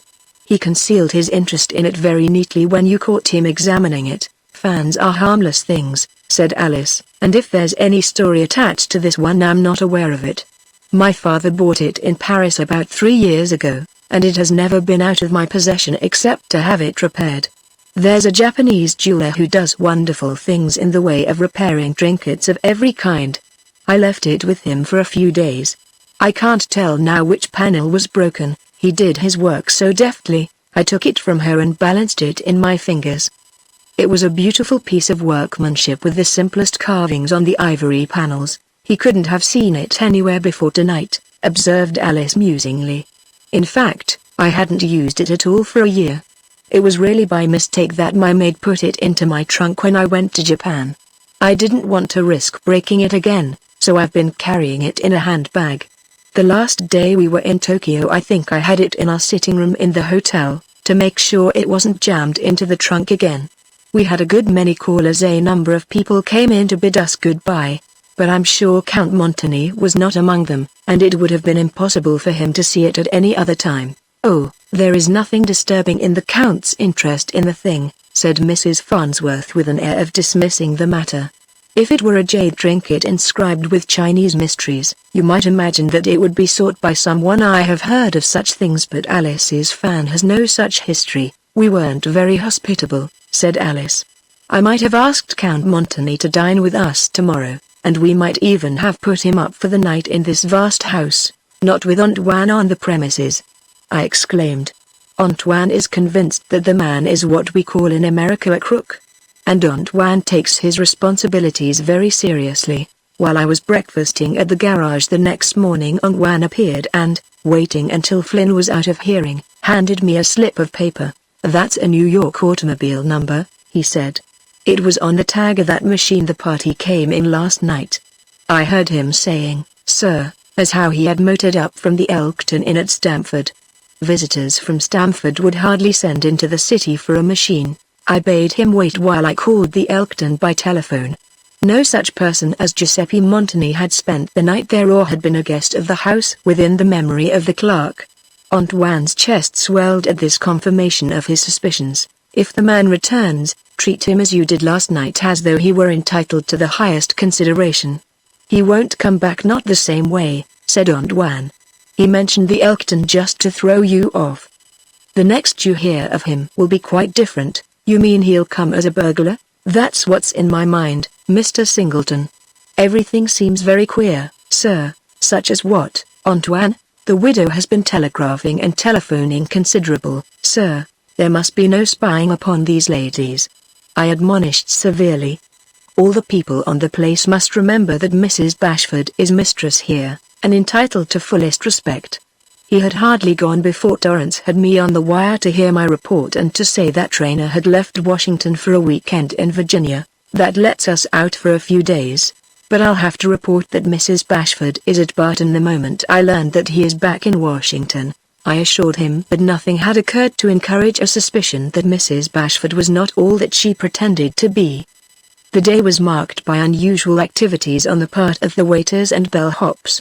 Instead of the company drills to which I had become accustomed, they moved about in pairs along the shore and the lines of the fences.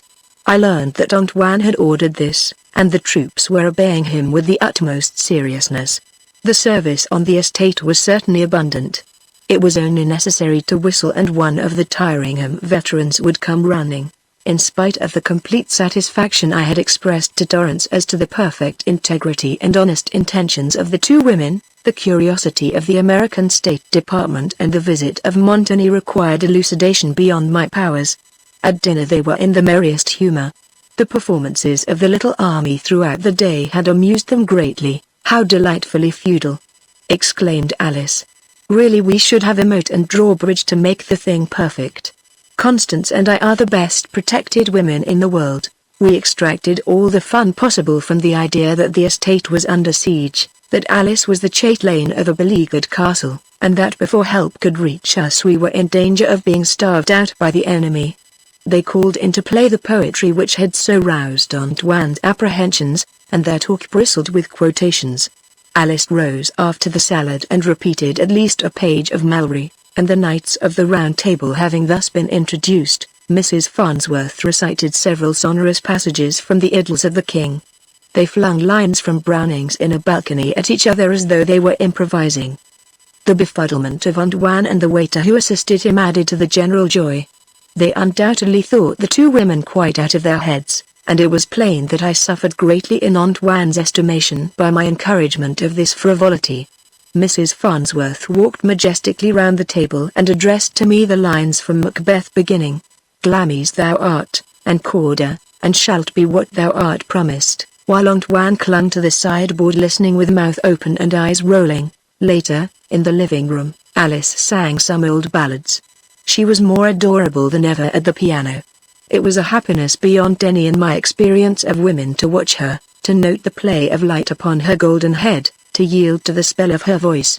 Ballads had never been sung before with the charm and feeling she put into them, and after ending with Douglas, Douglas, she responded to my importunity with Ben Bolt, and then dashed into a sparkling thing of Chopin's, played it brilliantly and rose, laughingly mocking my applause. I left the house like a man over whom an enchantment has been spoken and was not pleased when Antoine blocked my path. "Pardon me, sir." "Bother my pardon, what's troubling you now?" I demanded. "It's nothing troubling me, sir, not particularly. If you give me time, I think I'll grow used to the poetry talk and playing at being queens. It's like children in a family I served once, an English family, most respectable. But in a widow's, sir, God knows we ought to be glad when grown-ups have the heart to play at being children and can get away with it as beautifully as those women do.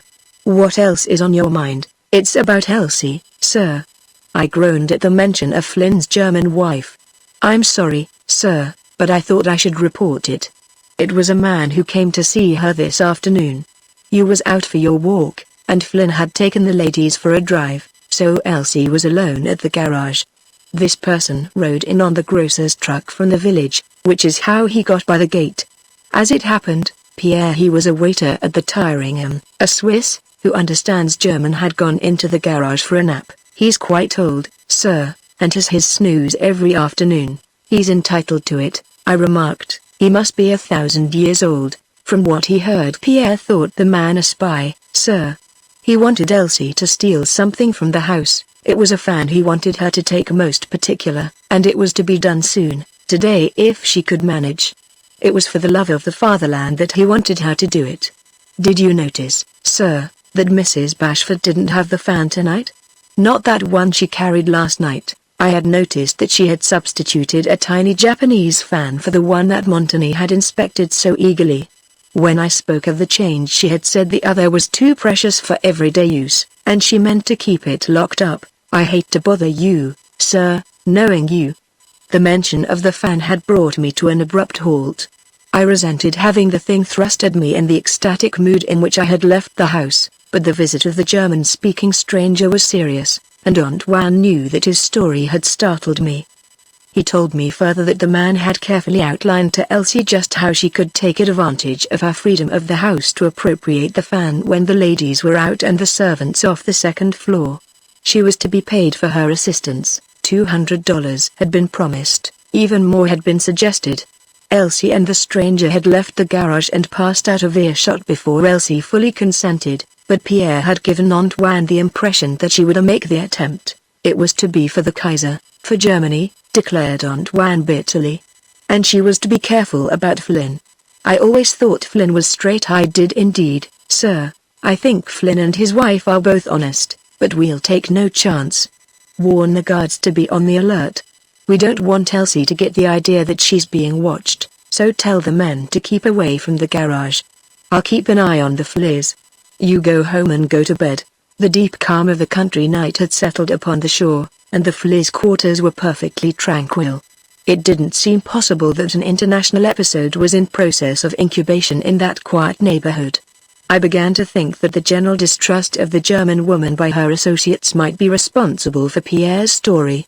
But, viewed in any light, I had a duty to perform. If Elsie had visited the house and purloined the fan, she would be very likely to get rid of it as quickly as possible, and I determined to keep watch. I drew the blinds, got into my dressing gown and, reinforcing the lampshade with a newspaper to deaden the light, proceeded to read. It was on toward 1 o'clock and I was dozing when a sound roused me. A door on the Flynn side of the hall creaked. There was silence, then I heard furtive steps on the stair. I snapped out my light and peered out of the window just as Elsie's robust figure disappeared into the shadows. I was about to follow when the creaking of the Flynn door was repeated. In a moment another peep through the shade showed me Flynn himself, and he, too, quickly vanished. Here was a situation indeed. If Elsie was keeping tryst with her co-conspirator of the afternoon and her husband was spying upon her, a row of large proportions was likely to result at any moment. I leaned from the window as far as I dared, and saw the woman close to the wall at the further end of the building. The scene was well set for trouble, and I was wondering what I could do to avert a disturbance and the exposure of the foolish woman when the whole matter was taken out of my hands. "You fool! You scoundrel!" she bellowed in German. "That you should think me a plaything to commit a robbery for you. That I should steal from my mistress to satisfy you, you piece of swine flesh." I had often heard Elsie vocally disciplining her Irish husband and knew the power of her lungs and the vigor of her invective. But she seemed bent upon apprising the whole Commonwealth of Connecticut of the fact that she was vastly displeased with the person she was addressing, who was certainly not Flynn. Amid sounds of a scuffle and the continuous outpouring of Billingsgate, the light over the garage door flashed on suddenly and disclosed Flynn in the act of precipitating himself into the fray. Elsie had grasped, and was stoutly clinging to a tall man who was trying to free himself of her muscular embrace. Her cries meanwhile included some of the raciest terms in the German dictionary and others mouthfuls of frightfulness that I didn't recognize. When I reached the open, Flynn was dancing round the belligerent like an excited boxer, occasionally springing in to land a blow, and all the while Elsie continued to address her captive and the world at large in her native tongue. Flynn was rather more than 60, and Elsie was not much his junior, while the invader was young and agile. The man had loosened one arm and drawn a revolver with which he was pounding Elsie in the face. I knocked the gun from his hand with my walking stick and shouted to Elsie to let go of him. Her shouts had roused the guards and, hearing answering cries and the beat of hurrying feet on the walks, he redoubled his efforts to escape. I had hardly got my hands on him when with a twist of his body he wrenched himself free and sped away in the darkness. I hadn't gone far in pursuit of him before I tripped over the skirts of my dressing gown and fell into a bed of canners. This would have been less melancholy if Flynn, hard behind, hadn't stumbled over me and, believing he had captured the enemy, gripped my legs until I could persuade him to let go. The lights now flared on all the walks and driveways, and Antoine was bellowing orders to the guards to surround the sunken garden. I surmised that the fugitive, surprised by the attack, had lost his bearings and was now far from the boundary wall back of the garage from which presumably he had entered the grounds. With the sound cutting off his exit beyond the residence, there was a fair chance of catching him if Antoine's veterans were at all vigilant. I found Antoine, armed with a club and swinging a lantern. majestically posed at the nearer entrance to the garden. With a swallowtail coat over his nightshirt and his nightcap tipped over one ear, he was an enthralling figure. As he strode toward me, his slippers flapped weirdly upon the brick walk. "There's somebody in the garden, sir," he whispered huskily. "The troops has it surrounded." No general in all history, reporting in some critical hour the disposition of his army, could have been more composed. "You have done well, Antoine. Shall you dig in until morning or go over the trop now?" "As you say, sir. It's better you should take charge." I walked round the garden and found his men well distributed, but the old fellows were exceedingly nervous. "It's a bit suspicious, sir, that he broke for the garden," remarked Antoine. "He broke for the garden," I suggested, "because his line of retreat was cut off and he had to go somewhere. It's queer, though, sir, when Dutch has been sleeping on the long bench down there by the fountain. You know how we feel about him, sir, he being of that race. Dutch told me he was camping in the tool house," I answered. "The boys drove him out, sir, and he took to the garden. Nasty of the boys, I should say. If that interloper should murder him." A yell rose from the midst of the garden, followed by a crash and an instant later by a splash that interrupted another yell. I snatched Antoine's lantern and ran down the steps toward the scene of commotion. When I reached the circular pool, the jet was still playing gaily, but the waters on one side were in furious agitation. 2 men were rolling and tumbling about as though bent upon drowning each other. I swung the lantern over them just as Dutch got upon his feet, gripping his antagonist by the collar. He flung him backward over the stone curbing of the pool and fell upon him in the walk with a swish of wet garments. The guards from the outer edges of the garden had clambered down and they gathered about us as I began questioning Dutch. Dutch, undoubtedly enjoying his victorious encounter, was tearing open the prostrate captive's collar to give him air, and with his knees clamping the man's body was disposed to delay the story of his adventures to increase its dramatic effect. "It happens this evening," he began, spouting water, "that I seen Elsie, who has been sneaking me meals to the old stables, and she says to me, 'Dutch,' she says, 'they's all agging us here, queen us Huns, and we gotta show 'em we's good Americans,' she says.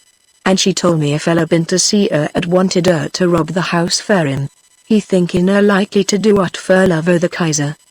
She said as how she'd nail him when he comes tonight to get if, and she's promised to lift for him. She said that'd prove she wasn't no Dutch woman and recommended if I got the chance to do the same. I thought nothing was going to happen and was sleeping on me bench here in the garden when the hollerin' at the garage woke me up. I sits quiet, listening, and this guy drops into the garden and you's crawling past me bench and I pinches him. He was for having a fight, and we knocks over one of the big urns and lit in the tank. He says it's 1,000 bones and ye turn me loose, he says, and I soused him agin for that. The man was still choking from the sings and Dutch turned him over and pounded him vigorously on the back, assisted by Zimmerman, the obliging valet, who had seized the occasion to show his hand on the side of the Allies. "Shall I telephone for the Barton police, sir?"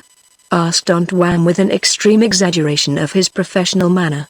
This obviously was the thing to do, but I feigned not to hear the question while I debated the matter. It was plain that many things relating to the capture were veiled in mystery, that if Mrs. Bashford and her companion were involved in an international tangle and had in their possession something that vitally concerned the nations at war, common chivalry demanded that I handle the arrest of Montagny's agent in such manner as to shield them. I was thinking hard and in my perplexity even considered sending a messenger for Torrance, but he was already suspicious and would be very likely to summon Rayner immediately and precipitate a crisis I was not prepared to face. To invite the attention of the American State Department to the increasingly complex situation would not be giving my aunt the chance I meant she should have to clear herself. The captive had got upon his feet and stood dazedly staring at us. He refused to answer my questions, even when I suggested that if he could give a satisfactory account of himself he would be released. He only doggedly shook his head. When I asked if he had been hurt in his bout with Dutch, he smiled and extended his arms in denial.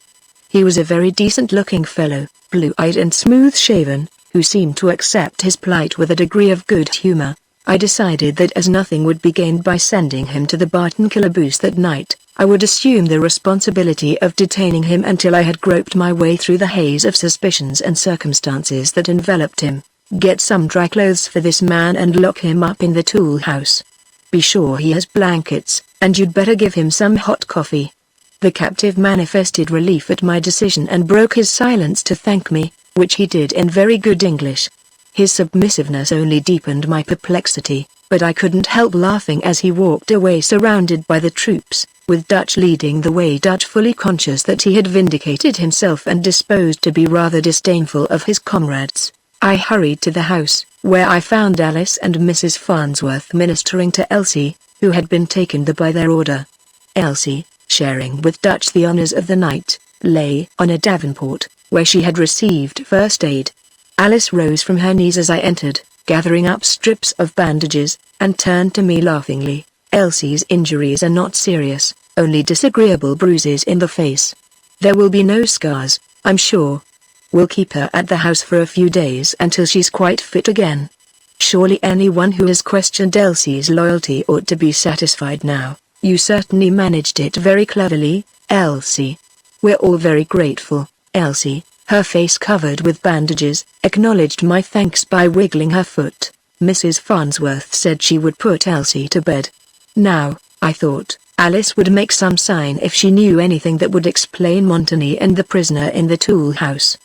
But the whole affair only moved her to laughter, and she seemed less a grown woman than ever in her white robe.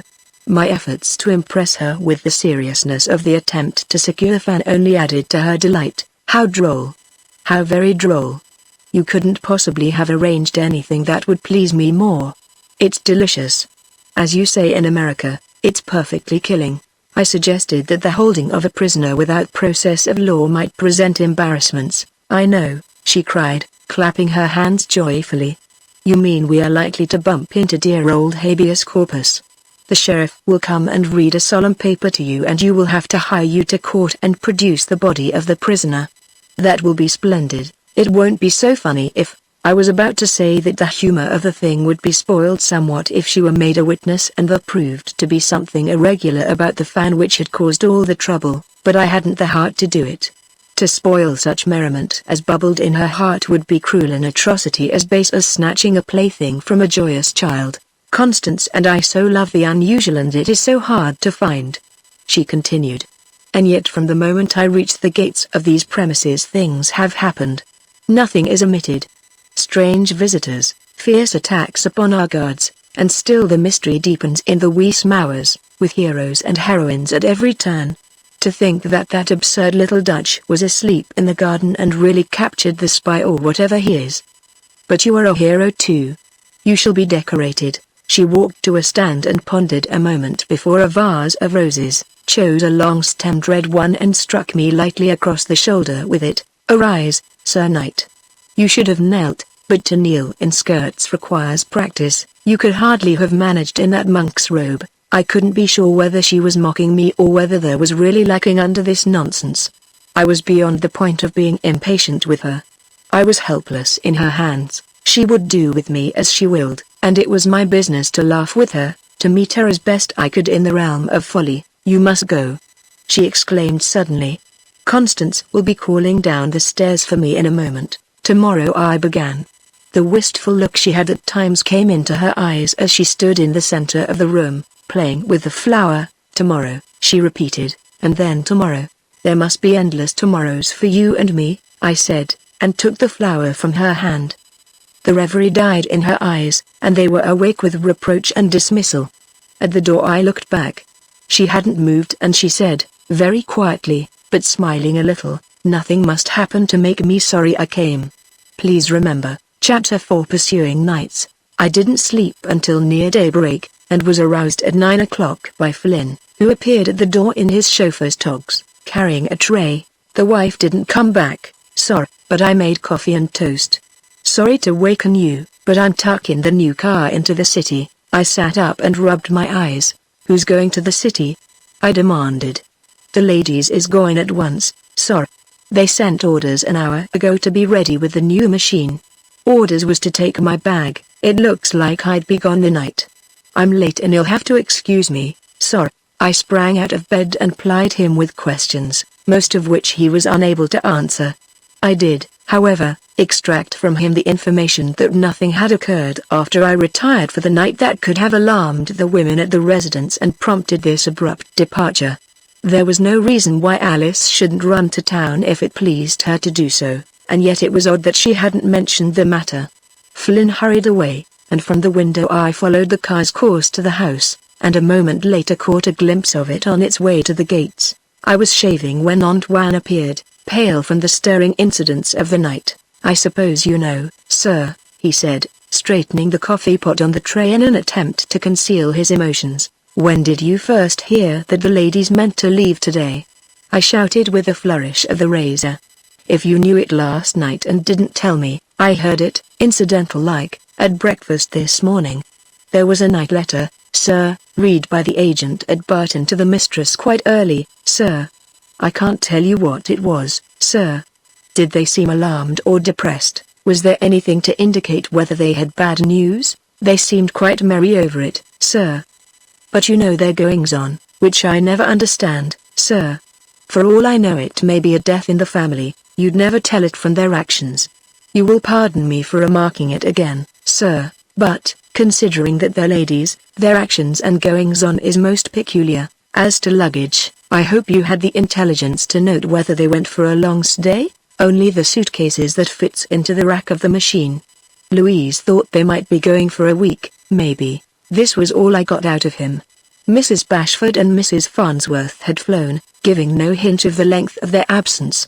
They had slipped away and left me with a prisoner that I didn't know what to do with an inquiry by the American Department of State hanging over me, with Torrance to reckon with, and, in general, a muddled head that only a vast number of lucid explanations could restore to sanity. I called from the window to one of the gardeners who knew how to manage a machine and told him to be ready to drive me to the village in half an hour. There was an express at 10:40, and by taking it I would at least have the satisfaction of being somewhere in New York when the runaways arrived. Antoine packed my suitcase. I am not sure that he didn't shed tears on my belongings. The old fellow was awed into silence by the rapidity with which history had been made in the past 24 hours, and clearly was not pleased by my desertion. We drove past the tool house, where I found the prisoner seated on a wheelbarrow smoking a cigarette. He was no more communicative than when I had questioned him after his capture. He smiled in a bored fashion when I asked if he wanted anything, and said he would be obliged for cigarettes and reading matter. He volunteered nothing as to his identity, and the guards said that a thorough search of the captive's clothing had disclosed nothing incriminating. He had $300 in currency. This was to cover Elsie's bribe money, I conjectured, a handkerchief, a cigarette case, and a box of matches. I directed that he be well fed and given all the reading matter he wanted, and hurried on to catch my train. The futility of my errand struck me hard as I felt the city surging round me. Without a clue to work on, I was utterly unlikely to find the two women, and even if I should stumble upon them, in what way could I explain my conduct in following them? I was visited also by the discouraging thought that New York might not, after all, be their destination. Flynn was a capable but cautious driver, and they would hardly reach town before 5 o'clock. I took a room at the Thackeray Club and pondered carefully whether, in spite of my misgivings, I hadn't better see Torrance and tell him all that had happened since his call on Mrs. Bashford. If there was any chance of doing the wrong thing in any matter not prescribed in the laws governing the administration of estates, he would be sure to do it. But I was far from satisfied with the results of my own management of affairs at Barton.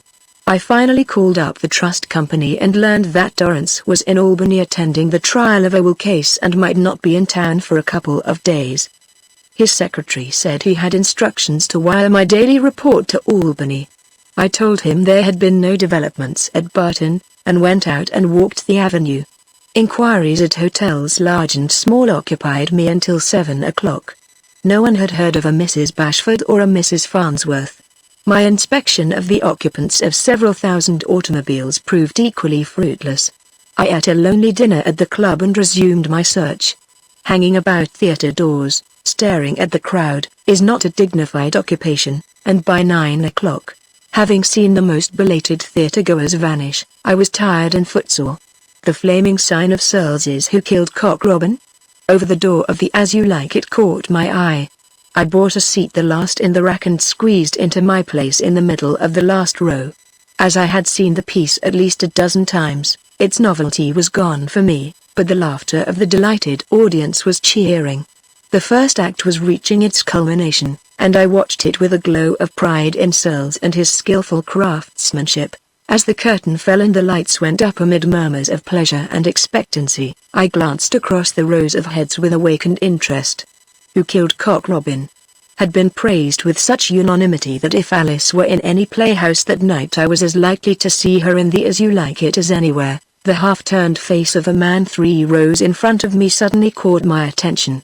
There was something curiously familiar in his outlines and the gesture with which, at the moment, he was drawing his handkerchief across his forehead. I judged that he too had come late, for he now removed his topcoat and thrust his hat under the seat. It was Montagny beyond any question, Montagny, and I instinctively shrank in my seat and lifted my program as he turned round and swiftly surveyed the rows behind him. I watched his black head intently until I remembered the superstition that by staring at a person in a public place you can make him look at you. Montagny knew a great many things I wanted to know, but I must have time to adjust myself to the shock of his propinquity.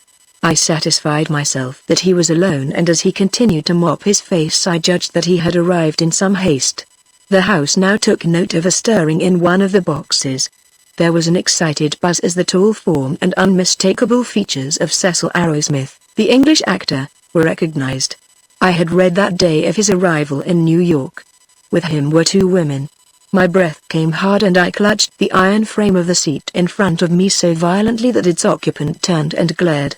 The trio settled into their places quickly, but not before I had satisfied myself that Arrowsmith's companions were Alice and Mrs. Farnsworth.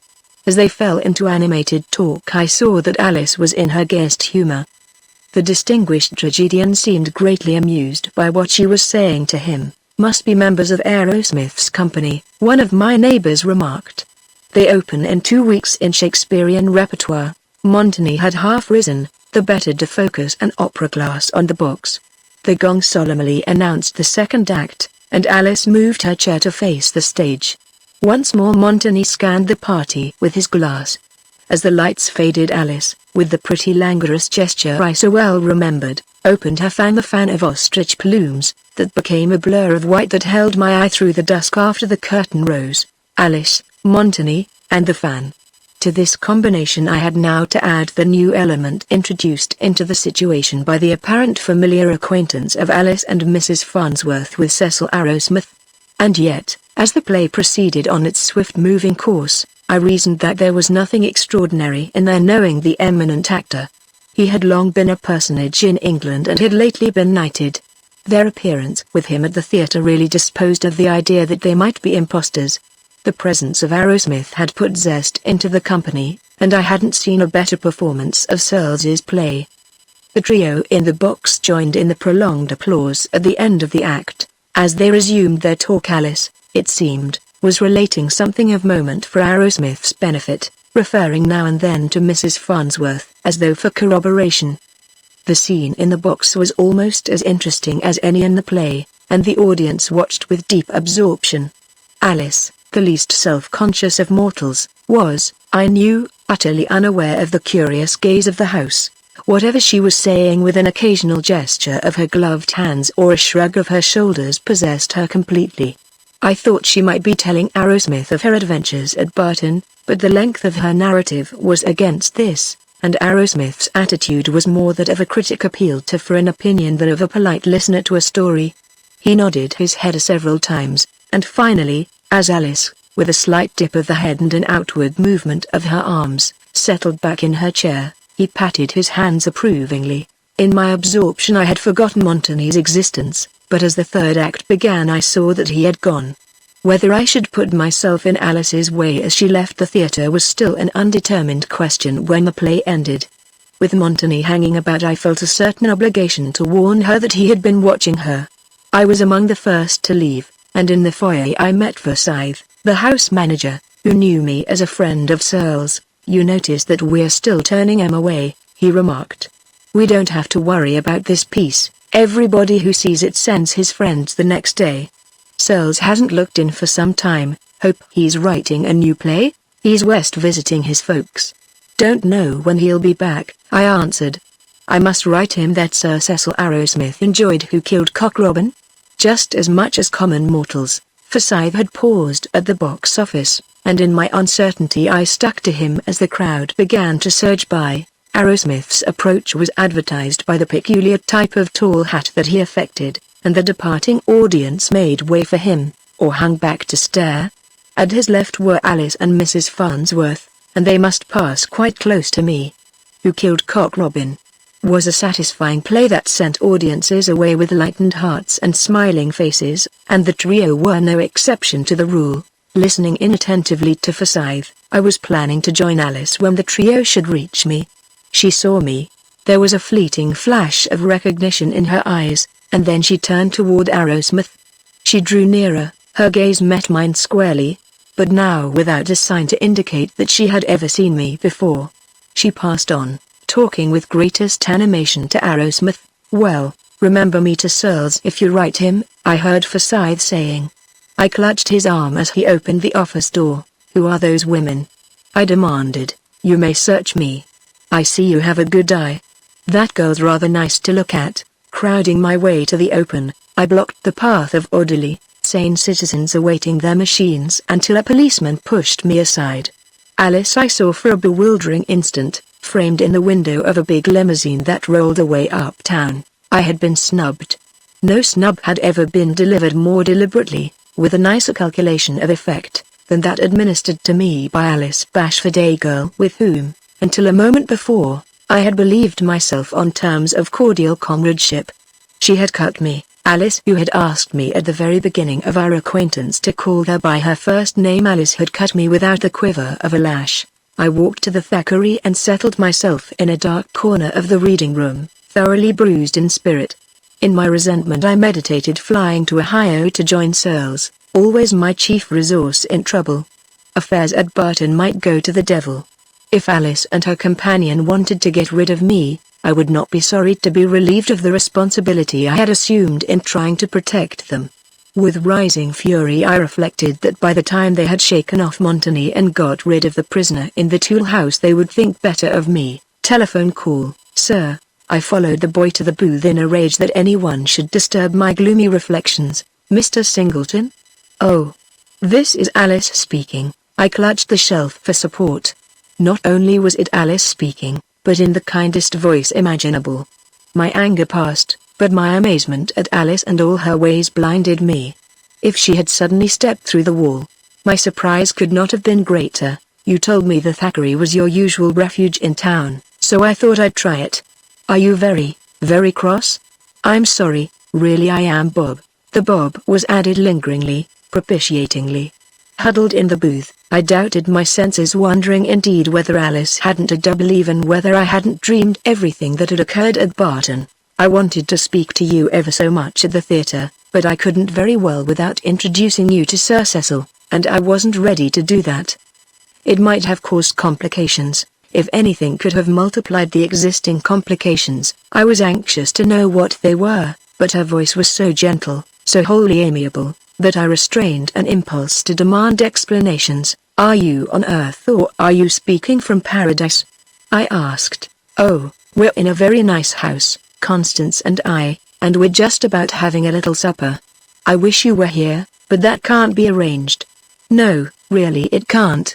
We shall be motoring back to Barton tomorrow and hope you can join us.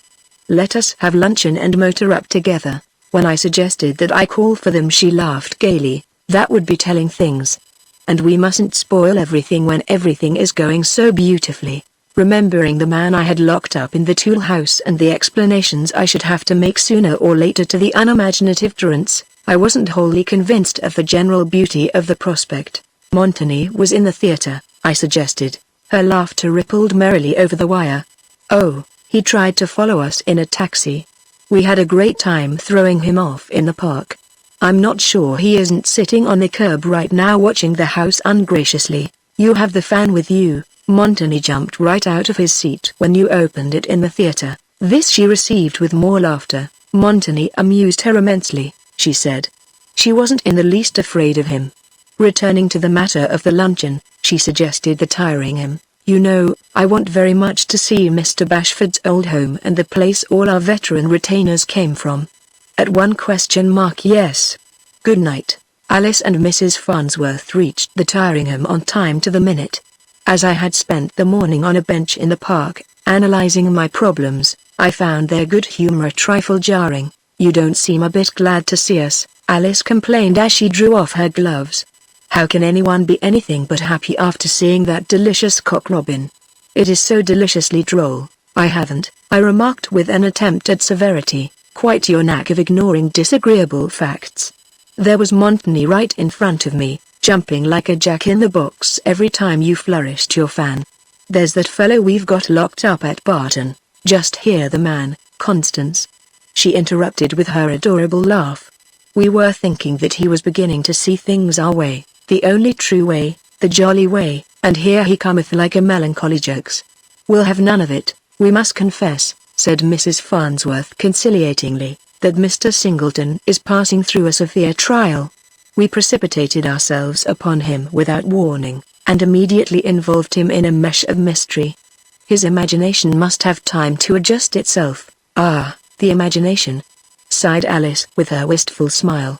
How little patience the world has with anything but the soberest facts. Why should we bother about that lunatic Montigny or the gentleman immured in the tool house? I couldn't introduce you to Sir Cecil without anticipating the end of our story, and I want you to keep wondering and wondering about us. It's all so jolly. I love it all. And really you wouldn't spoil it, Bob. It's dreadful to spoil things. They were spoiling my appetite, I was perfectly aware of that. I had ordered the best luncheon I knew how to compose, and they were doing full justice to it, but I was acting, I knew, like a resentful boy. I love you that way, said Alice as I stared vacantly at my plate. But you really are not making yourself disagreeable to us. Really he is not, Constance. Mrs. Farnsworth affirmed this. I knew that I was merely being rude, and the consciousness of this was not uplifting. At the luncheon hour the influx of shoppers gives the Tyringham a cheery tone, and all about us were people apparently conversing sanely and happily. The appearance of Uncle Bash's ghost in the familiar dining room would have been a welcome diversion. I was speculating as to just what he would say about his widow and the whole mess at Barton when Mrs. Farnsworth addressed me pleadingly. If you knew that we want you to play with us only a few days longer, 3 days, shall we say, Alice ? If you knew that then we'll untangle everything, wouldn't you be nice, very nice? In spite of myself I couldn't resist this appeal. I was more and more impressed by the fineness, the charm of Mrs. Farnsworth. When she dropped the make-believe foolishness in which she indulged quite as amusingly as Alice, she appeared to be a very sensible person. The humor danced in her eyes now, but her glance was more than an appeal, it was a command. If you knew that our troubles are not at all the troubles you're thinking about, but very different, please pardon me. I muttered humbly, and wished that Alice were not so bewitching in a sailor hat. It may have been the hat or only Mrs. Farnsworth's pleading tone that brought me to a friendlier attitude toward the universe and its visible inhabitants. The crowd thinned out, but we lingered, talking of all manner of things. We must come in again very soon, said Alice. And next time we shan't run away, which was very naughty. I suppose when you begin a story you just have to keep it going or it will die on your hands. That's the way with our story, you know. Of course it's unkind to mystify you. But you are in the story just as we are. My mystification was certainly deep enough without this suggestion that I was a mere character in a tale whose awkward beginning aroused only the gravest apprehensions as to the conclusion. She looked at her watch and continued, I'm so absurd, really I am, in ever so many ways, that no one would ever put me in a book. Everyone would say no such person ever existed. It's incredible. And so I have to pretend I'm in a story all the time. It's the only way I can keep happy. And so many people are in my story now, not only Montigny and the poor fellow locked up at Barton. What if he should escape? Constance, it would be splendid if he should escape. I don't think it would be splendid if he escaped, I exclaimed, sitting up very straight at the bare thought of such a calamity. He would either kill me or sue me for damages. Oh, that wouldn't fit into the story at all. Murder and damages are so frightfully sordid and generally disagreeable. We must have nothing like that in our story. You didn't finish your enumeration of characters, I suggested. Is my part an important one or am I only a lay figure? My dear boy, cried Mrs. Farnsworth, you are the hero. You have been the hero from the hour the story began. If you should desert us now, whatever should we do? If I'm the hero, I replied in her own key, I shall begin making love to Alice at once. Alice, far from being disturbed by my declaration, nodded her head approvingly. Oh, we had expected that. But you needn't be in a hurry. In a story like this one, that runs right on from day to day, we must leave a lot to chance. And there are ever so many chances, not all on the side of failure. I hope, we must be going. She laughed.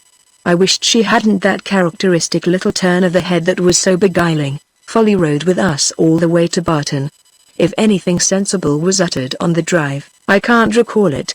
Our talk, chiefly of knights and ladies, and wild flights from imaginary enemies, had the effect of spurring Flynn to perilous spurts of speed. Flynn has caught the spirit, cried Alice exultingly.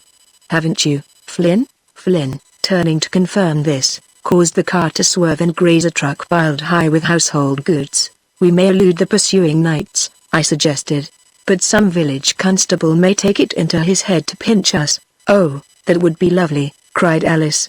And we'd telegraph dear Mr. Torrance to come and bail us out. We reached Barton at 9 o'clock and after an informal supper I listened to Aunt Wan's solemn reports as I walked to the garage.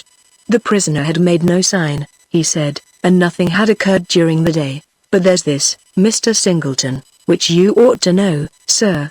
The old Tyringham people don't like the goings on here. You'll admit it's all mighty queer. I don't complain, sir, but some of the boys threatens to leave, sir. And I look at it this way, that nobody understanding what the spying and bribes offered and taking prisoners is all about, is most peculiar. We got to know where we stand, that's what it's come to, sir.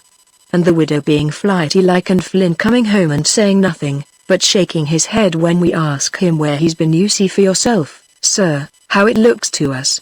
What he said as to the general aspect of things was true, but I didn't admit that it was true. Alice had converted me to the notion that I was a character in a story, a plaything of fate, and I lightly brushed aside Aunt Wan's melancholy plaint. Any man of you, I said, who leaves this property will be brought back and shot. Tell that to the boys. Nevertheless, the perfect equanimity of the gentleman in the tool house when I visited him the next morning shook my faith a trifle in the storybook features of life at Barton. He was an exemplary prisoner, the guards reported, and he had maintained the strictest silence in my absence. He ate, smoked, and read, courteously thanking the men for their attentions, and that was all. When I showed myself at the window he rose and threw down the magazine he was reading and replied good-naturedly to my inquiry as to how he was getting along. I have no complaint except that the guards snore outrageously. The poor old chaps will sleep, you know. If you're so badly guarded, why don't you escape? I asked tartly. It would relieve your mind a lot if I should disappear? He asked insinuatingly. You are impertinent, I replied, irritated that he should have surmised that his presence was causing me uneasiness. If you will come to your senses and tell me the meaning of your visits here, we may agree upon terms. As it stands, you're a trespasser, you tried to bribe a servant to rob the house. If you're at all familiar with criminal law in this country, you can estimate the number of years' imprisonment that will be handed you for these little indiscretions. If it's all so plain, why don't you hand me over to the authorities? He asked, provokingly cool. I'm giving you a chance to confess and tell who's back of all this. Tell me just why your Confederate Montani is annoying Mrs. Bashford, and I'll turn you loose. Perhaps, my dear sir, the motive that impels you to detain me unlawfully is the same that enjoins silence upon me. Please consider that a little. I replied that I would consider nothing short of a confession. In a match of wits he was fully my equal, and in the mastery of his temper he certainly had the best of me. If you wait for me to confess anything, you will wait forever, he replied. I repeat that we are impelled by the same motives, you and I. I think I needn't enlighten you as to what they are. I shall be glad to hear your idea of my motives, I answered feebly. I shall be frank, he replied readily. The reason you don't turn me over to the police is the very simple one that you don't want to embarrass the mistress of the house yonder by causing the light of publicity to beat upon her very charming head. You wish to save her annoyance, and possibly something much graver. I can see that you are impressed, but it ought to please you to know that I share your feeling of delicacy where she is concerned. And let me add that the Count Montagny is animated by like feeling. So that we are, exactly on the same ground. You haven't answered my questions.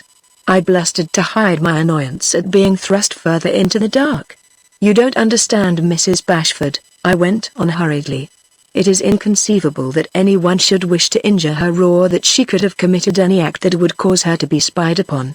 She's tremendously imaginative, she indulges in little fancies that are a part of her charm, little fancies. He repeated, hiding a yawn. It's deplorable for a pretty woman to have an imagination, there's danger there. Your philosophy bores me, I said, and left him. He had lied about the snoring of the guards. Antoine satisfied me of that, but I gave instructions to double the watch. Chapter 5 Alice. I wanted to be alone and struck off for a wood that lay on the northern end of the estate. This was the most picturesque spot on the property, a wild confusion of trees and boulders. On a summit in the midst of it Uncle Bash had built a platform round a majestic pine from which to view the sound. I mounted the ladder and was brushing the dead leaves from the bench when, somewhere below me and farther on, I heard voices. I flattened myself on the platform, listening intently. A stiff breeze from the sound flung the voices clearly to my hiding place, and I became aware that Alice and Mrs. Farnsworth were holding a colloquy in what seemed to be the vein of their whimsical make-believe. That they should be doing this in the depth of the woodland merely for their own amusement did not surprise me. Nothing they could have done would have astonished me, but the tone of their talk changed abruptly. Try it from that boulder there, Alice, said Mrs. Farnsworth. It's an ideal place, created for the very purpose. I could see them moving about and hear the swish of shrubbery and the scraping of their feet on the rough slope. How will it do? Asked Alice. Beautifully, replied Mrs. Farnsworth. Now go ahead from the beginning of the scene. Cautiously drawing back the branches, I espied Alice striking a pose on a mammoth rock. She bent forward, clasping her knees, and with an occasional glance at what appeared to be an open book beside her, she began. You ask me who I am, my lord? It matters not at all who or what I am. Let it suffice that berries are my food and the brook that sings behind me gives me drink. To be one thing or another is a weariness. Would you ask yonder oak for a name, or trouble the wind with like foolish questions? No, it is enough that a tree is strong and fine to look upon and that a wind has healing in its wings. With her head to one side and an arresting gesture, and throwing into her voice all its charm and a new compelling innocence and sweetness, she continued. But you would have a name? Then, O foolish one, so much I will tell you. Yesterday I was Helen, who launched 1,000 ships and shook the topless towers of Ilium. Today I am Rosalind in the forest of Arden, and tomorrow I may be Antigone, or Ariel or Viola, or what you will. I am what I make myself or choose to be. I pray you, let that suffice. My face was wet with perspiration, and my heart thumped wildly. For either I was stark, staring mad, or these were lines from Searles's Lady Larkspur, the manuscript of which was carefully locked in my trunk, that should be spoken a trifle more slowly, and with the best air of unpremeditatedness you can put into it, Mrs. Farnsworth was saying. You can work it out better when you've memorized the lines. It's immensely effective having the last scene come back to the big boulder on the mountainside. Let me look at that a minute. She took up the manuscript. There was no question of the blue cover of my copy of Lady Larkspur and turned to the passage she sought. Let me read this over, Mrs. Farnsworth continued. I have played, my lord, at hide-and-seek with the stars, and I have run races with the brooks. You alone of all that have sought me are equally fleet of foot and heart. If you but touch my hand, I am lost forever. And this hand, I beg you look at it, is as brown as a berry and as rough as hickory bark. A wild little hand and not likely to be yielded at any man's behest. Look at me carefully, my lord. She rises to full height quickly. Let me see you do that, Alice. Alice's golden head became more distinctively visible as she stood erect upon the boulder. Oh, no. You can improve on that. It must be done lightly and quickly. just touching the tips of your fingers to the rock. Ah, splendid. Now stand with one hand dropped upon the hip. Let me see how that looks. Very good. Now repeat these lines after me. This other world, of which you speak? Shake your head slowly, frowning, every hint of sincere doubt and questioning you can throw into look and gesture. Is it a kind world, a place of honest hearts? You have spoken of cities, and crowded avenues, of music and theaters and many things I have read of but never seen. You promise me much, but what should I do in so vast a company? I am very happy here. Spring and summer fill my hands with flowers, and in winter I lay my face to the wind that carries sleet and snow. All this is mine. Arms stretched out. You mustn't make that stiff. Very good. Earth and sky and forest belong to me. The morning comes down the sky in search of me, and the tired day bids me good night at the western gate. You would change rags for silk. You turn your body and catch your skirt in your hands, looking down. Yes, you are barefoot in this scene. You'll have to practice that turn. Now and yet I should lose my dominion. In that world you boast of I should no more be Lady Larkspur. Alice had repeated these lines, testing and trying different modulations. Sometimes a dozen repetitions hardly sufficed to satisfy Mrs. Farnsworth, who herself recited them and postured for Alice's instruction. Please read the whole of the second act again, said Alice, seating herself on the boulder. I waited for a few minutes, enjoying the beautiful flow of Mrs. Farnsworth's voice. Then, mystified and awed, I crept down the ladder and stole away. It's Dick Searles's play, I kept whispering to myself. It was the Lady Larkspur that he was holding back until he could find the girl who had so enchanted him in London and for whom he had written this very comedy with its setting in the Virginia hills. Hurrying to the garage, I snarled at Flynn, who said Torrance had been calling me all morning and had finally left word that he would motor to Barton at 8 the next evening to see me on urgent business. I unlocked my trunk and dug out my copy of Lady Larkspur. Not even the wizardry of Alice and her friend could have extracted the script. The two women had in some way possessed themselves of another copy, an exact duplicate, even to its blue paper cover, and I sat down and began recalling everything Searles had told me about his efforts to find the actress. The telephone on the table at my elbow rang until Flynn came in timidly to quiet it. If it's Mr. Torrance, I began. It's the Barton station, sir. There's a telegram. I snatched the receiver spitefully, thinking it only the methodical Torrance confirming the appointment made by telephone. But the operator began reading. Springfield, Ohio, September 30th, 1917. Cable from London agent says last forwarding address for Violet Dewing was hotel in Seattle. Please ask Harker Weinstein and anybody else on Broadway who might know what companies are on coast or headed that way. I find no clue in theatrical papers and don't want to mess things by making inquiries direct. If party can be located, we'll start west immediately. Searles. The thought of Searles was comforting, and I reproached myself for not having summoned him at the beginning of my perplexities. I immediately dictated this reply. Take first train east and come to me at Barton as quickly as possible. Hope to have news for you. I then jotted down on a scratch pad this memorandum. The young woman representing herself as Mrs. Bashford and now established in my uncle's house is one or all of the following persons. 1. Uncle Bash's widow. 2. An impostor. 3. A spy of some sort, pursued by secret agents. 4. Violet Dewing, an actress. 5.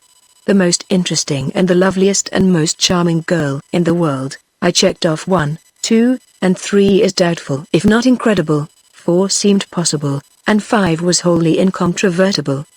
But the first 3 certainly required much illumination, and the 4th I was helpless to reconcile with any of the others but the last. I reviewed Searles's enthusiastic description of the young woman who had inspired him to write Lady Larkspur, and could only excuse my stupidity in not fitting it to Alice the first time I saw her on the ground that Barton was the last place in the world I should have looked for her. And then, with all his exuberance, Searles hadn't done her justice. The following day nothing of importance happened, though Alice and Mrs. Farnsworth again spent the morning in the woodland, presumably studying Searles's play. My thoughts galloped through my head in a definite formula. If she is not my aunt, if she is an impostor, if she is a spy playing a deep game in the seclusion of Barton, if she is the actress Searles is seeking, at any rate, I would respect her wish to play the game through. The dangers of carrying the storybook idea to one of half a dozen possible conclusions were not inconsiderable, but I was resolved that she should finish the tale in her own fashion. On my way to luncheon I passed Dutch pushing a wheelbarrow containing a huge hamper. "It's victuals for the prisoner, sir," he remarked. "He's some feeder, that guy, and I guess the sooner we shake him better. He kicks on wine, sir. Says it's questionable vintage. When he gets tired reading he pokes his head through the window and kids boys. He says he's going to remember place and come back when he's old. A charm and retreat for superannuates, he calls it. Them's his words. I'm getting sort o' nervous having him round. Zimmerman, he's the clothes presser, tried to talk him into him this morning, and guy pretended like his feelings was hoit, and he never knowed Hun's language, he says. And else he says she's prepared to swear he talked him easy enough to her. We'll consider his case later, Dutch. The matter is delicate, most delicate. If I had expected Searles and his play to be introduced into the table talk, I was doomed to disappointment. A dozen times I smothered an impulse to tell Alice and Mrs. Farnsworth I had watched them in the woodland and of Searles's long search for the ideal of his Lady Larkspur, but I was afraid to risk their displeasure.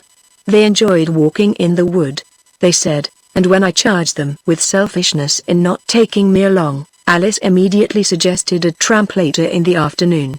"I'll send you away after lunch and I have loads of letters to write, but by 4 o'clock I'll be keen for the woods again. Letters to all my good fairies," she laughed when I went for her, "and you mustn't look at the addresses."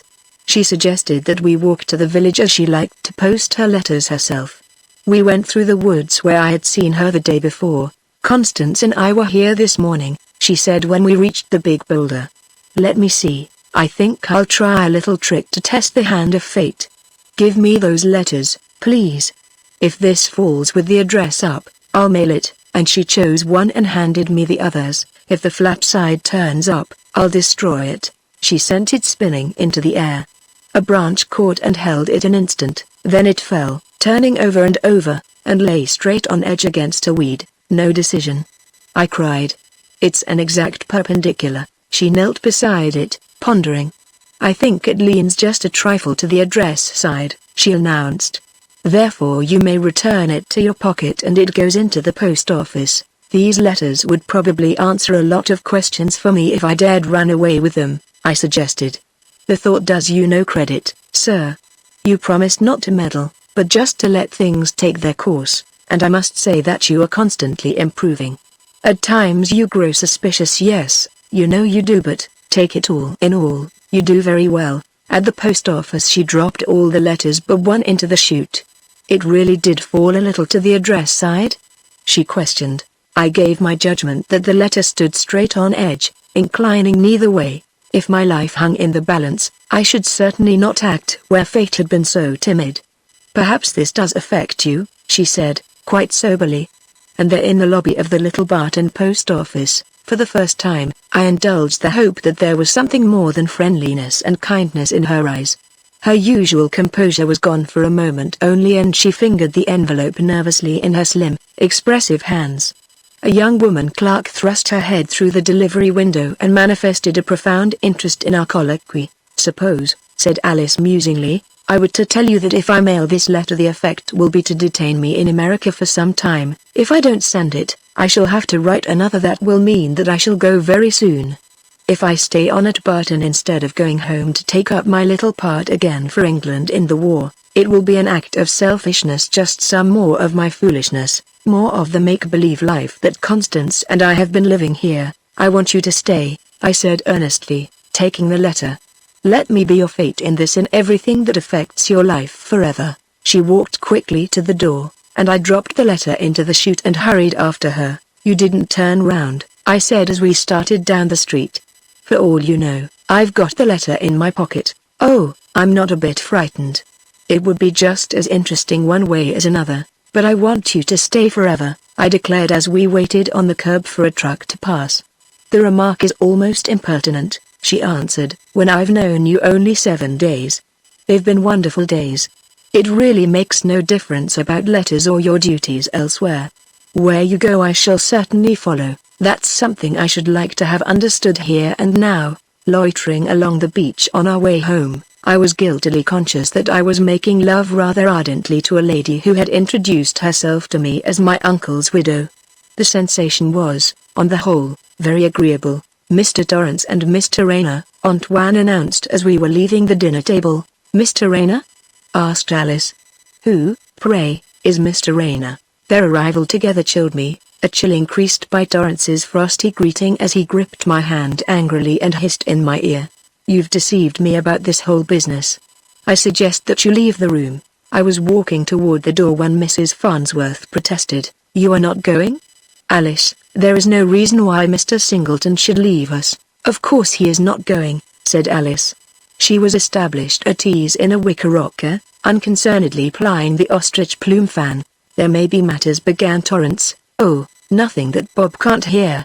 Alice declared. Very well, muttered Torrance, frowning his complete disapproval. He fidgeted for a moment and tried to catch Rayner's eye, but Rayner's face expressed amusement.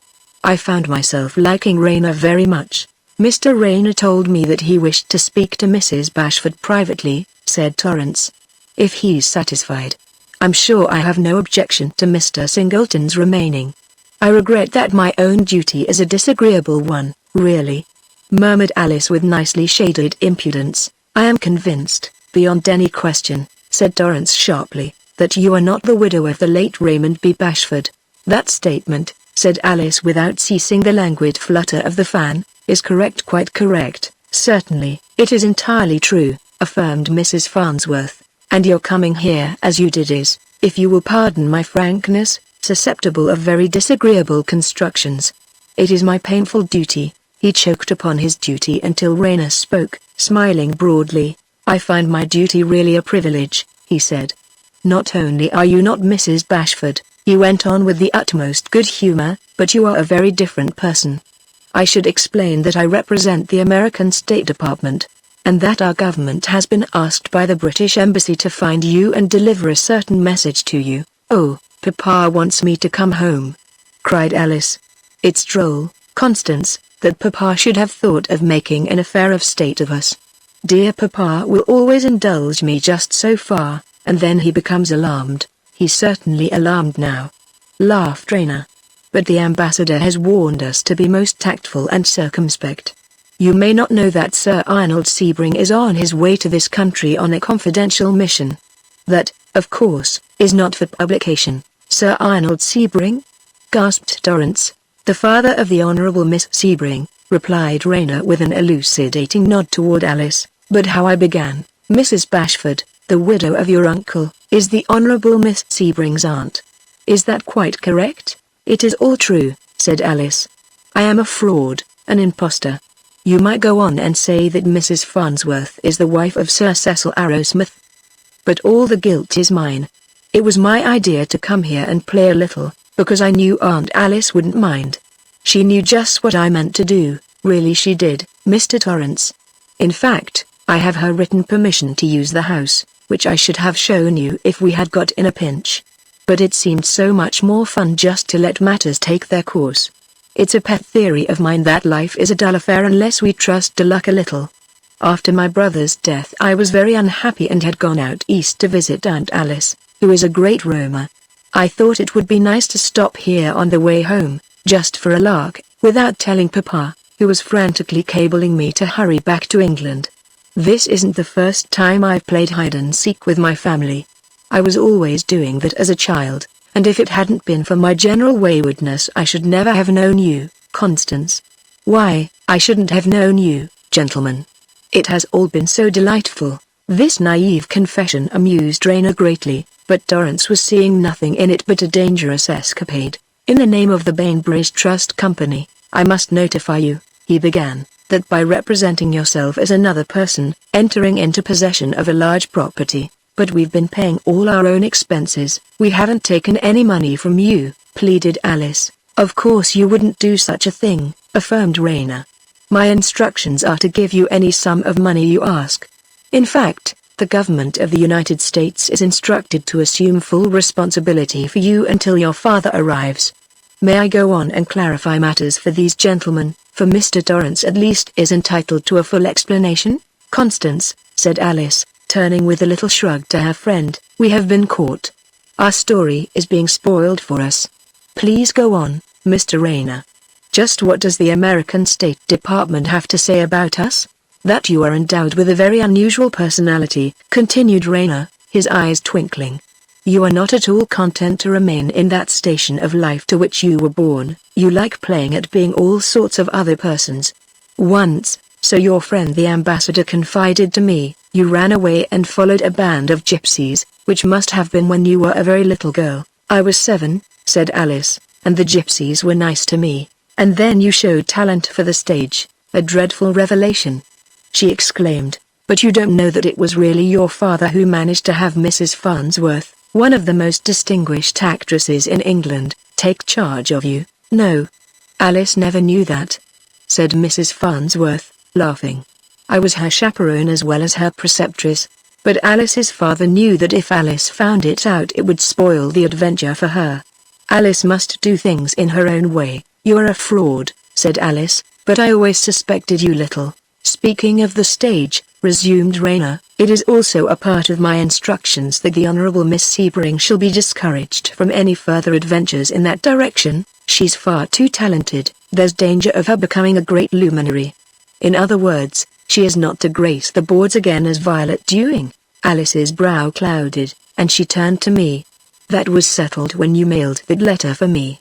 It was to make an appointment with an American playwright who wants me to appear in a most adorable comedy. His name is Dick Searles, I said, and he's my most intimate friend. She professed indignation when I told of my eavesdropping in the woods, but when I explained that I knew all about the play and Searles's despairing search for her she was enormously pleased. How wonderful!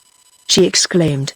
You know I told you, Constance, that if we really threw ourselves in the path of adventure mystery would come out to meet us in silken sandals.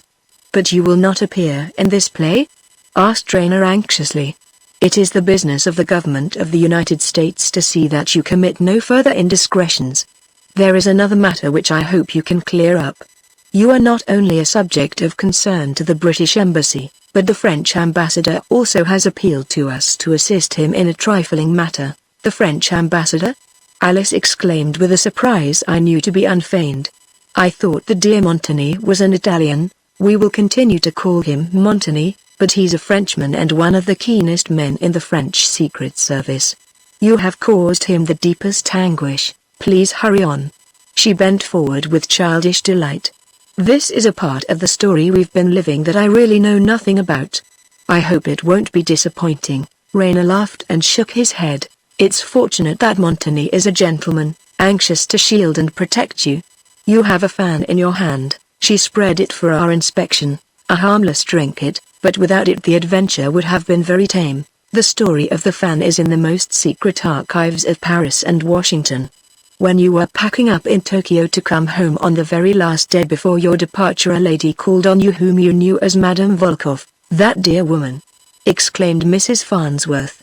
We knew her very well, almost too well, cried Rayner. A cultivated woman and exceedingly clever, but a German spy. She had collected some most interesting data with reference to Japanese armament and defenses, but suspecting that she was being watched, she hit upon a most ingenious way of getting the information across the Pacific, expecting to communicate with German agents in America who could pick it up and pass it on to Berlin. You see, she thought you an easy mark. She got hold of a fan which Montagny informs me is the exact counterpart of that one you hold. She reduced her data to the smallest possible compass, concealed it in her fan, and watched for a chance to exchange with you. The astute Montagny found the Japanese artisan who had done the tinkering for her and surmised that you were to be made the unconscious bearer of the incriminating papers. Montagny jumped for the steamer you were sailing on with every determination to get the fan. His professional pride was aroused, and it was only after he found it impossible to steal the fan that he asked our assistance.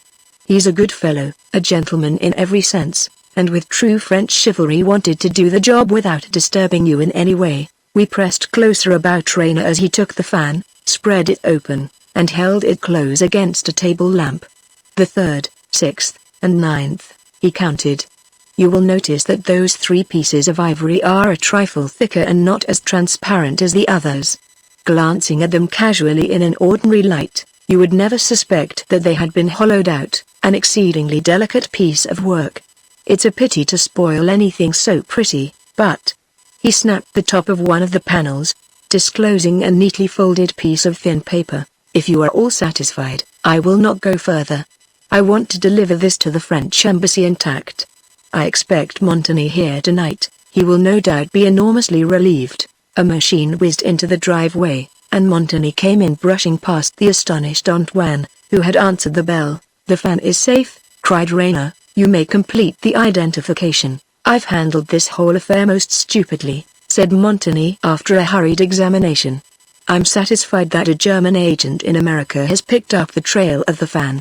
1 or 2 lines of my own communications failed to work, and after reporting the whole matter to the French embassy I began searching for a man, the most dangerous of all the German spies, who had been entrusted with the business of recovering Madame Volkoff's fan and passing the contents on to Berlin. This person has been representing himself as a French secret agent. He's enormously plausible. I feared he might attempt what I failed to do. If, Alice glanced at me, and I stepped to the wall and punched the button. Antoine, I said, tie the arms of the prisoner in the tool house and bring him here. A man in the tool house. Montagny, Torrance, and Rainer ejaculated in concert. Oh, yes, murmured Alice, that's the pleasantest chapter of all.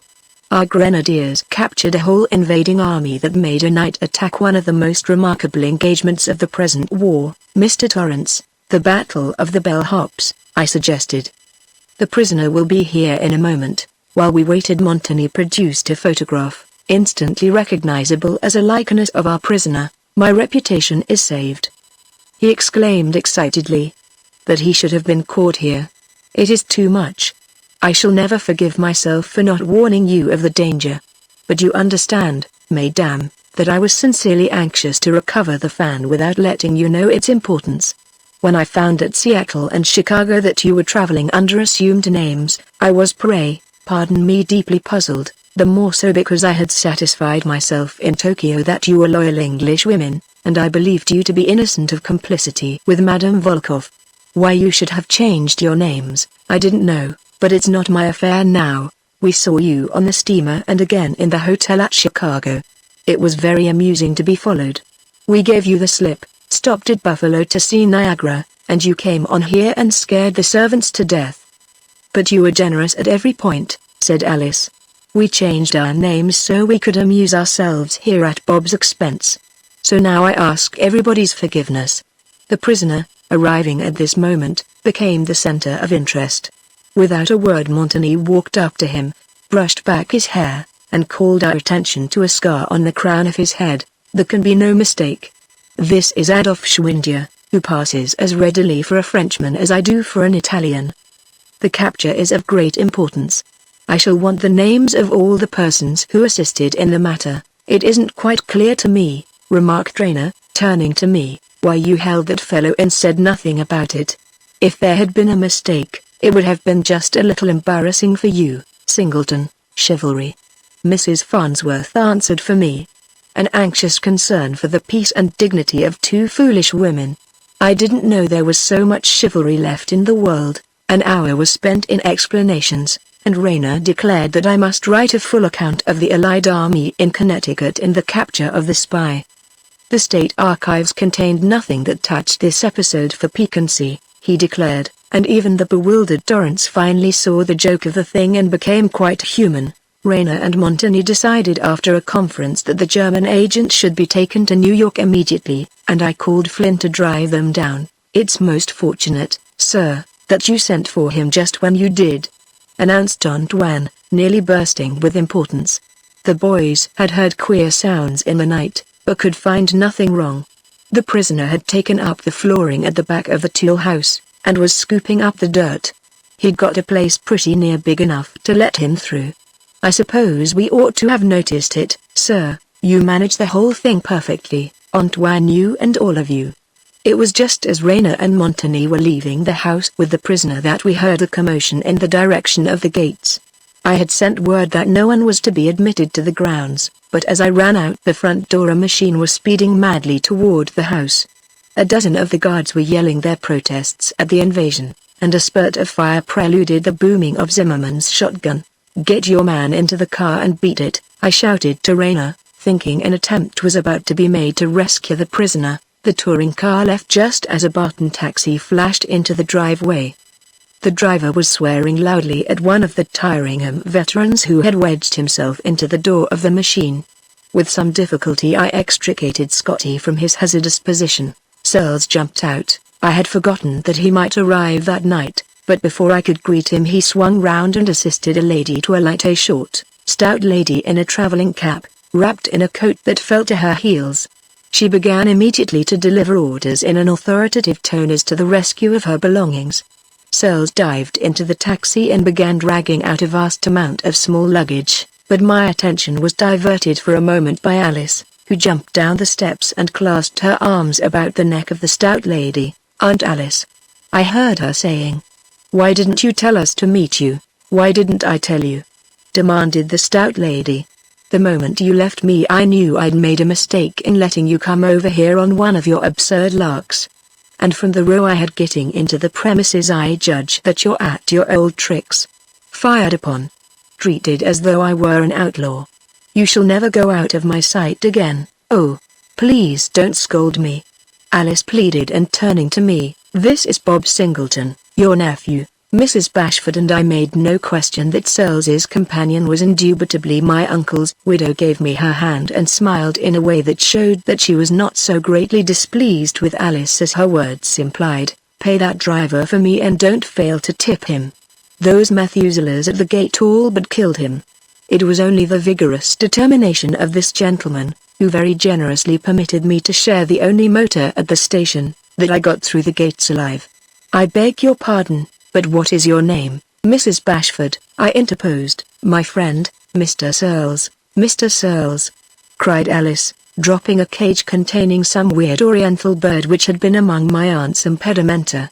The bird squawked hideously. "Miss Violet Dewing. Permit me to present the author of Lady Larkspur." Poor Torrance, clinging to a pillar for support, now revived sufficiently to be included in the introductions. It was a week later that Alice and I sat on the stone wall watching the waves, at the point forever memorable as the scene of our first talk. "Aunt Alice isn't playing fair," she said. "She pretends now that it was all my idea coming over to play at being your uncle's widow, but she really encouraged me to do it so I could give her an impartial judgment of your character. I'm her only niece and her namesake, and she relies on me a good deal. You know she's very, very rich, and she had never any idea of keeping your uncle's money. She meant all the while to give it to you provided she found you were nice. And she thinks you are very nice. Your own opinion of me would be interesting," I suggested. She had gathered a handful of pebbles and was flinging them fitfully at a bit of driftwood. I wished her lips hadn't that little quiver that preluded laughter, and that her eyes were not the haven of all the dreams in the world. She landed a pebble on the target before replying. "You are very nice, I think," she said with disconcerting detachment. "At first I was afraid you didn't like nonsense, but you really got through very well, considering the trouble I caused you. But I'm in trouble myself now. Papa will land tomorrow. He's the grandest, dearest man in all this world, but when he finds that I'm going to act in Mr. Searles's play he will be terribly cut up. Of course it will not be for long. Even if it's a big success, I'm to be released in 3 months. Constance and Sir Cecil think I owe it to myself to appear in the piece. They're good enough to say nobody else can do it so well, which is a question. I'm going to give all the money I earn to the blind soldiers." I wished the tears in her eyes didn't make them more lovely still. "Being what you are and all you are, it would be brutal for me to add to the number of things you have to tell your father.